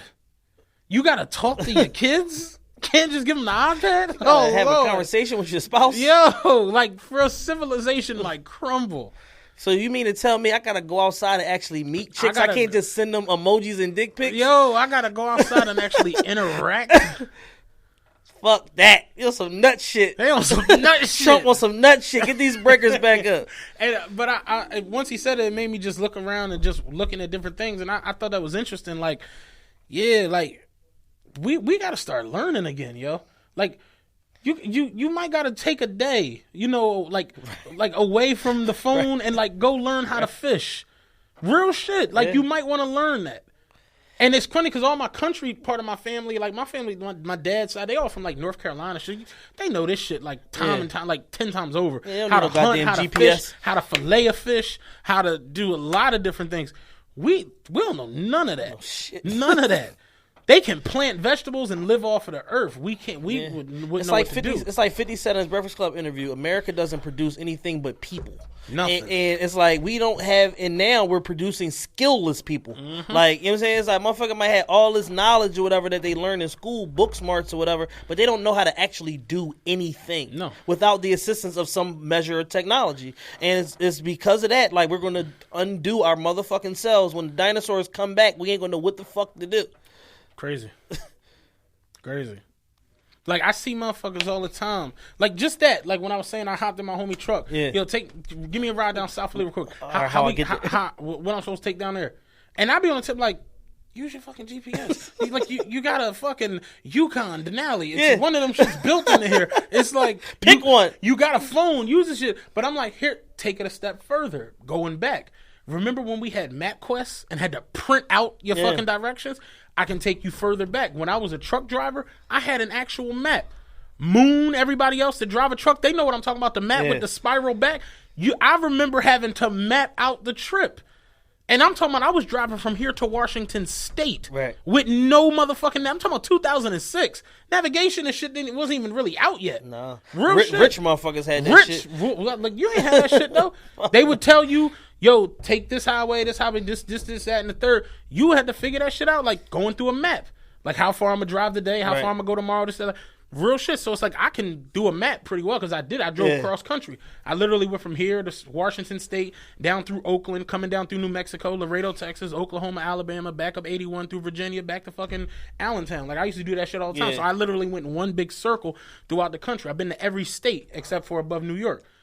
But you learn, and that's how you like. So now I could do that because I learned it, and it's like we really don't teach ourselves anything. And Don't teach ourselves shit. I look back on like a lot of the things I learned growing up were from my mom and my dad. They taught us, spoke with us, had us having conversations with all their friends and different things. So it's like, I see kids now, people turn the phone on and throw it at them. Leave me alone. They get them an iPad, throw it at them. Leave me alone. From 1 year old, throw the iPad right at them. Throw the iPad right at them. And it's like, no, you got to talk to them. You got to nurture them. You got to raise them. You got to help them talk, help them learn, help them think. Yeah, stop letting Tim Cook raise your kids. Yeah, like, it's ridiculous. It's insane, man. And we really just got to get back to learning and staying away from all of the bull. And that's not me preaching like I'm better than nobody, because I'm no better. But I catch myself at times like, yo, I'm tripping. Like, why do I care this much? Like, I literally haven't watched TV in like 2 weeks just because the shit just wears me the fuck out. And I'm just like, yo, I must be getting old or something. I'm like, because I can't do this shit. Like, I be on the internet, but looking for information and looking for ways to fucking educate and that's myself. What I said the other day. I'm like, I go on the internet, I get into my Wikipedia hunting situations, and I start finding all these different stories and all these different things, and I'm reading about this cult, this revolution, this cult, this thing that happened, this thing that went on, this time period in America, this time period. Like the other day when y'all were talking about how many people got killed in World War II, and I was like, yeah, it was 65 million. It was upwards of 65 million. You know what I mean? I'm like, I remember that from like back in the day. And I think you was like, Matt, full of shit. I'm like, no, really? Like, I honestly know all of this stuff. And it's like, I get into my time periods where I just be on like a quest for knowledge. Right. Like, I just want to learn as much as I can and try to figure out as much as I can, just because, I don't know, it just seems cool to know the answers to things. And like Rick, shout out Rick Moore, man. Like, old head at my job, Rick Pop. Shout out Unc. Yeah, shout out Uncle Rick. Rick literally was like, this motherfucker, man, he just always talking. But he's like, I give him credit, he be knowing his motherfucking shit. He's like, he be talking all goddamn day, but he know what the fuck he talking about. And it's just like, I looked at my mom, and I always say, like, I could ask her anything, and she just knew the answer. Yeah. And it's just like, you only get like that by acquiring knowledge. Sometimes it's useless knowledge, but then with the day a motherfucker come and ask you and you're like, oh shit. They're like, how you know that? Yeah.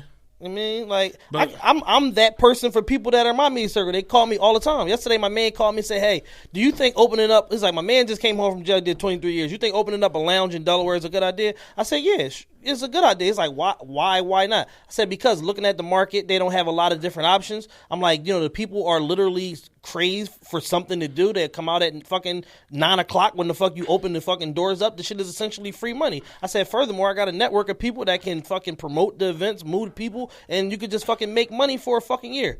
Because my man told him no. He called me. I got the fucking expertise and I got the infrastructure to help him fucking do this I had shit. one of my homies. He was like, "Yo, Matt, like I gave him my number at the barbershop. He's like, yo, I'm gonna hit you, dog, because he's like, I be needing answers to different little things, man. I be knowing you be knowing a lot of little shit. I'm like, yeah, well, you got my number, dog. You need me, just shoot me a text or whatever. This nigga called me at like 3:30 in the morning. I was asleep. I see the shit ringing. I'm like, the fuck? I'm like, hello? He like, yo, real quick. Real quick. I know it's 3:30 in the morning. Real quick, what you think was better, Confessions of Fire or Volume 1? I'm like, yo, lose my fucking mind, dog. You fucking kidding me right now? Like, he like, I'm saying I'm with my man in the studio. Cameron or Big L? Like, what the fuck? It was like, yeah, man, like, I just was always one of them people to, like, I just like knowledge, and I like, and especially at this point in my life, I'm all about betterment. I want to see better from my people, everybody, like the next person, just whoever the fuck is out there. I just want to see better. I don't want to see. Somebody sent, and I wouldn't have watched it had it not been sent to me. Okay. Somebody sent me a video of chicks rumbling in the projects. They rumbling, throwing haymakers. Everybody in the projects is standing on cars, jumping around, filming the shit. Of course they were. Like apes do. These bitches is rumbling. The chick mom come out, and the chick starts swinging on her mom. Like this chick and this chick are rumbling. This chick's mom comes out. This chick starts swinging on the mom. The mom and her start rumbling. Then the mom and the daughter start rolling on the girl. And the other one's mom comes out and she's snapping on the daughter like, you serious? Y'all doing all of this over a nigga? Like, you serious? You over a nigga? And the other mom and the daughter are dancing on the front steps. Like, we just fucked that bitch up. And the crowd going crazy. And they hyphy. And I'm like, Jesus Christ. Like, we never gonna be free. Never. Because it's like we turn right back around and be cool with this dumbass shit. And it's like, I told my homie, I'm like, yo, don't send me shit like this, man. I'm on a positive vibe. I don't want to see this goofy ass shit. But it's the truth. And like, that's where you was talking about, where am I at with the NFL shit? It's like, the message completely got screwed up. It's fucked. In the last week. I don't even know if we once I saw the Sports Illustrated cover, I said, it's over. Yeah, I don't even know if we could get it back.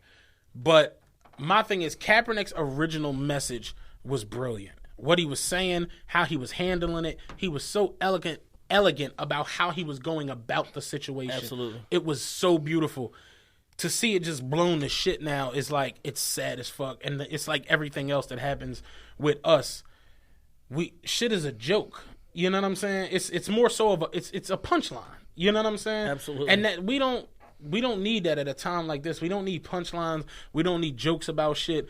We need real live people that are going to stand up and take initiative and try to better things. That's why I love what Carl, Kendall, Mitch, all of them are doing with the Brothers on the Move thing that they're doing. Like, that's dope. Get out, touch the people, talk to them. If you help one person, that's dope. So where I'm at is, I don't know if we could ever,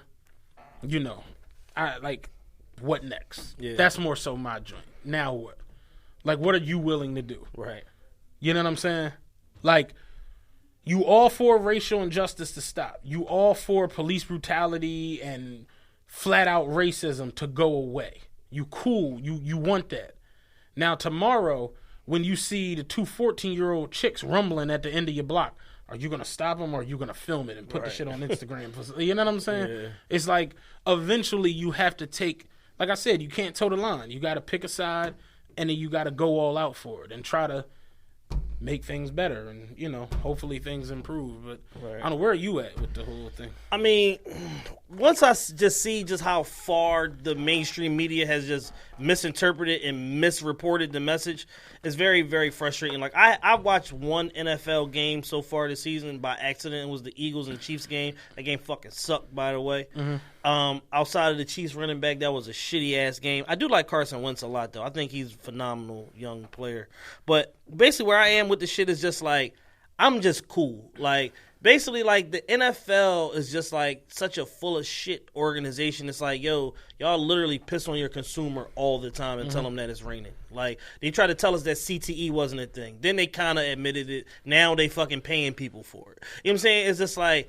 It's like they told us that, Colin Kaepernick was a pariah and a piece of shit for fucking kneeling. Now they've adopted the fucking kneel as a organization, thus denouncing Trump. And then everybody goes out here like the fucking Rocketeers doing the fucking knee kick show. Fucking, you know what I'm saying, for 1 week. And then very next week, I know there was fucking meetings all week saying, hey, any of you motherfuckers kneel, you're going to be out of a fucking job. So just overall, it's just such hypocrisy in the organizational messages, and it's like they contradict themselves for whatever good they deem at the fucking moment, and it's like no consistency other than protect the shield, and that I can't get down with. So I'm personally like not watching the NFL at all this season.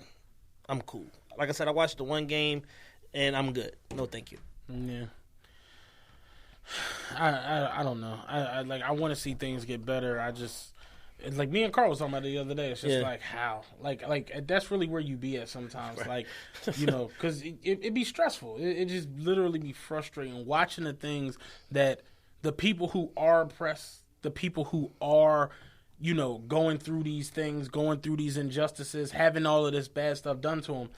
It's like they don't be trying. Exactly.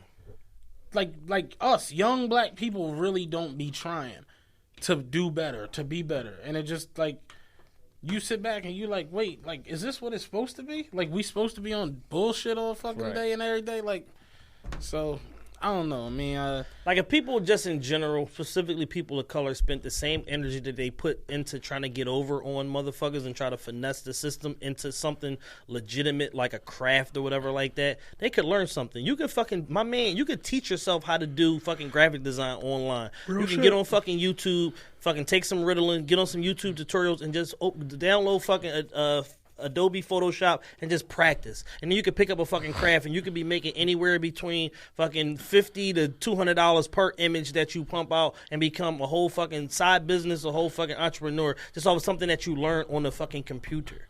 Like, my homie simply taught himself how to fucking do that shit, and now he makes thousands of dollars a month fucking doing graphic design. So it's like, if people put the same energy into something positive as they do into the bullshit and just fucking scrolling YouTube looking for fight videos all fucking day, who knows what they could accomplish. The same app that you in, X out of big booty hoe fights and fucking type in like how to become an electrician, and I'm sure you will at the very least get the beginning stages of learning how to master a fucking craft that can pay you $300,000-$400,000 a year if you become a master electrician. And I feel like that's the biggest issue is, like you said it earlier, we're pumping out people at a mass rate and most of them are unskilled. Yeah. And don't want to be skilled. Yeah, we're a nation of C students. Yeah. Being a C student is cool. Yeah. But the thing is like you have to have a skill. Yeah. You have to have some, like, people, like, you look at, I don't know, give me somebody, just like Lil Wayne. Lil Wayne comes off like a drug-addicted psychopath. Yeah. No, he's one of the most skilled motherfucking writers, rappers, maybe ever. Yes. And he's proven it time and time again. Jay-Z say out his own mouth, I'm not a rapper. I'm a hustler who know how to rap. Right. He's a hustler that know how to rap. But that nigga can rap better than 99% of the people on earth. And he can hustle better than the other 99% of you motherfuckers. It's just like, it is what it is. There has to be some kind of skill there. And once you have a skill there, you can either be fucking, what was the nigga who was the number one high school nigga in 2002? Lenny Cook. You can be Lenny Cook or you can be LeBron. You can have all the skill in the world, but you have to work on it. You have to not to, no pun, strive for greatness. Yeah. That shit is real. There's a bit, Shaq and Kobe. It's a big ass difference, dog. Absolutely. Big difference. It's a big difference from Tupac and Biggie. Because if Big had Pac work ethic, we might have got 3 or 4 albums out of Big. We might have got 10. Machiavelli was done in 7 days. Real talk. It's a big difference. Somebody the other day was like, hustle beats talent. I think that's what the tweet was. Hustle beats talent when talent don't work hard. Exactly. And it's like that. Like, it's the truth. Yeah. You really found, like, this podcast. We found something we was really good at and dug out our niche. And now, you know, we seeing dividend, not on some crazy, but it's like, it's dope. It's rolling, floating, selling merchandise, getting these live show shit together. It's like, it's a thing that's building. Yeah, we're a work in progress. And I got, like, one of my homegirls to me the other day, like, I'm so proud of you, because she's like, this is what you should have been doing. Right. And I'm like, yeah, because I finally got away from, like, goofy shit. Like, I've stayed out of Fridays. Yeah. Like, it's just shit. Just I had a better. tweet the other day. I said, "Fucking $1 million advice of the day: mind your motherfucking business." Fucking business. Like, if people could learn to just consistently get out of their own way and just be like, that's bullshit, but I'm not gonna say nothing, and just fucking get back on, like, and just stay on task. Like, to have the ability to do that is what's fucking saved my life. Real shit. Having the ability to say, that's bullshit, that's nut shit, he's on some hoe shit, he's being weird, and just ignore all of it and just stay on my fucking path and just let them be weird and do nut shit on their own and not participate in it is what saved my motherfucking life when I was at a transitional period of, I'm either about to go on the craziest money run of my life or I'm about to keep being fucking broke and being on some nut shit. And I said, you know what? I don't have time to be on no nut shit because I got $40,000 in debt to climb up out of. Yeah. I gotta stay on my shit and focus on me. And that's what the fuck I did. And that's what fucking saved my fucking life. Yeah, man. I had one of my homegirls, she hit me not too long ago, like, yeah, man, like, she's like, I see you, doing stand-up, and I see you doing the podcast. She's like, I love that, because, like, you be taking shots and chances, and I'm just like, she's like, I never did that, and I regret it. I'm like, well, take one now. Right. Take one tomorrow. And she like, I'm saying, I got kids, and take one tomorrow. Yeah, still. Fuck that.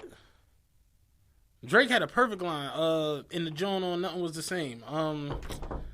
I can't think of the line.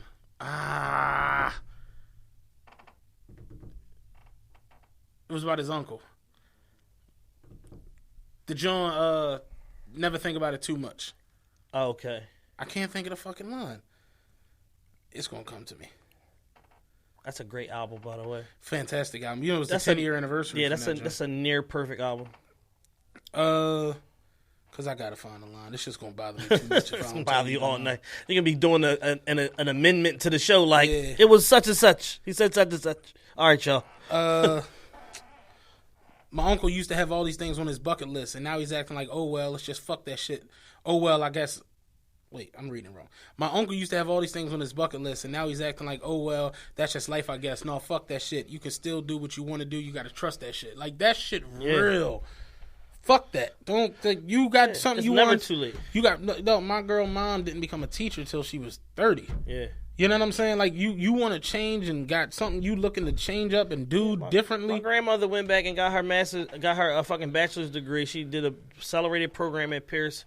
It took her accelerated night program. It took her like 6 years to get her bachelor's, whatever, like that.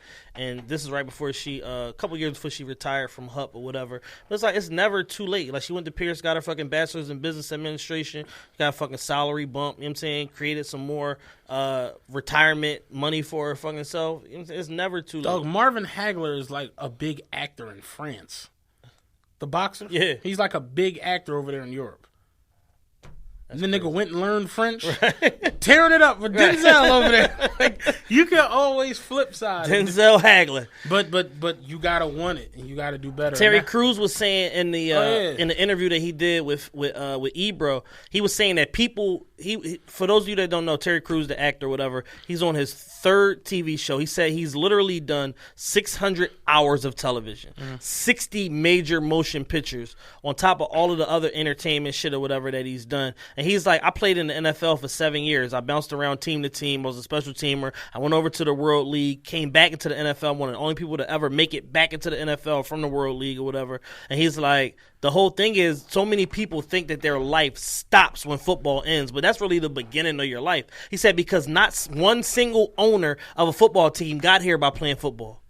He said, so what you got to realize is that the world is so much bigger than the fucking NFL, and that you can create so much more opportunities for yourself and so much more lasting wealth and lasting experiences outside of football if you exit the game with your fucking head on straight and you leave the game with a plan of what it is that you want to do. I watched a video where The Rock, he's filming a movie in Vancouver, Canada, and he's on his balcony at this condo, and he's got like the skyline of Vancouver in the background, and The Rock was like, he's like, I love this city, and he's like, I remember being here because he was in the Canadian Football League. Yeah. He's like, I remember getting cut and thinking, damn, my life is over. Because, you know, Rock played offensive line in Miami, and he came out, was undrafted, didn't get picked up by no NFL team, went to Canadian Football League. He's like, I played there and got dropped in this city. Right. They released me. And he's like, I remember looking at the skyline like, damn, my life is over. I'm going to be a failure. Right. I'm the highest paid guy in Hollywood. Think about how nuts that is. And it's just like... And he's had 2 careers because he's one of the greatest figures in the history of pro wrestling ever. Not just black, just period. One of the biggest, most iconic figures in pro wrestling history. It's him. He's number 3. Hogan's number 2, and then Stone Cold. Well, it's between Stone Cold and Hogan. Right. But, yeah, it's like... It's one of them two, and then Rock is right there. Yeah. But it's like, you really can have a career in anything, but you gotta push for you gotta be positive, and you gotta want to progress. You gotta put the time in. You gotta put the man. Had The Rock decided to get a revolver and 10 grams of crack, who knows where the fuck he'd have ended up? You know what I'm saying? It's like it just is. I was watching Tommy Morrison 30 for 30 the other day. Yeah. So ridiculous, man. It's so goddamn sad because Tommy Morrison was gifted, and he had a lot of talent, and once he did Rocky, it's like he was through the roof. Yeah. All the dumb shit, and then once he got AIDS, and then getting the DUIs left and right, he just couldn't get out of his own way. So that's my biggest thing, man, with the whole NFL, just everything. Not even the NFL. Like NFL is a small part of society and what goes on. Yo, and that was another point that Terry Crews was making. He said, "Yo, the NFL, because of the way it's marketed in America, will trick you into thinking it's this big international game." He said, "I went to London, couldn't find the shit. Went to all these other places in Europe." On a Sunday, couldn't find the shit. Went to fucking Belgium, couldn't find the shit. Went to Hong Kong, couldn't find the shit. He said, so what I realized is that nobody else fucking cares. Mm-hmm. The majority of the population in the world is outside of the United States and outside of North America. Nobody gives a fuck. I tried to explain to niggas in my job one day that basketball is a bigger game than football. Hands down. You couldn't. I'm like, dog, it's a global game. Yeah. Football's not global. If you go to anywhere else in the globe and say football, they're going to get a soccer ball out. Yeah, absolutely. Like there are murals of Kobe Bryant and LeBron James in China. Like, dead ass. Like, it's a global game. Yeah. I told him, yo, I don't even think football is going to be what y'all, what y'all see it as.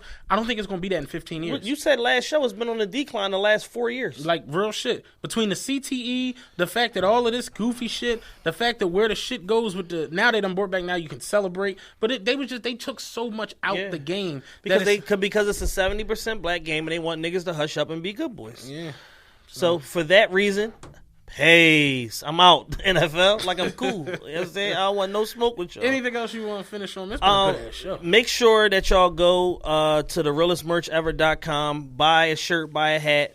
The end of this month, I believe, is when the 15% off ends. Is code TRPE 15. We have TRPE merchandise, y'all wear merchandise, mugs, phone cases for the iPhone 7 and the 7 Plus, the 8 and the 8 Plus. We got phone cases for everything. We got beanies, mugs, all types of shit. We need to get a couple 6S joints because people ask me, did you have 6 cases too? Okay. So we'll add them. Paris, listen up, add the fucking 6 and the 6S cases. So yeah, I mean that's basically it, man. Go to the easiest way to support us and to get something in return is to buy a piece of merchandise. Definitely, flat out. Anything you want to plug? Every weekend at the corner, 3800 Lancaster Avenue. I'm there Friday and Saturday night, 9 p.m. to 2 a.m. Friday we got DJ Paper Chase. Saturday we got DJ Wayne Stacks, my young gunner. I'm like grooming him. He's like real dope young DJ.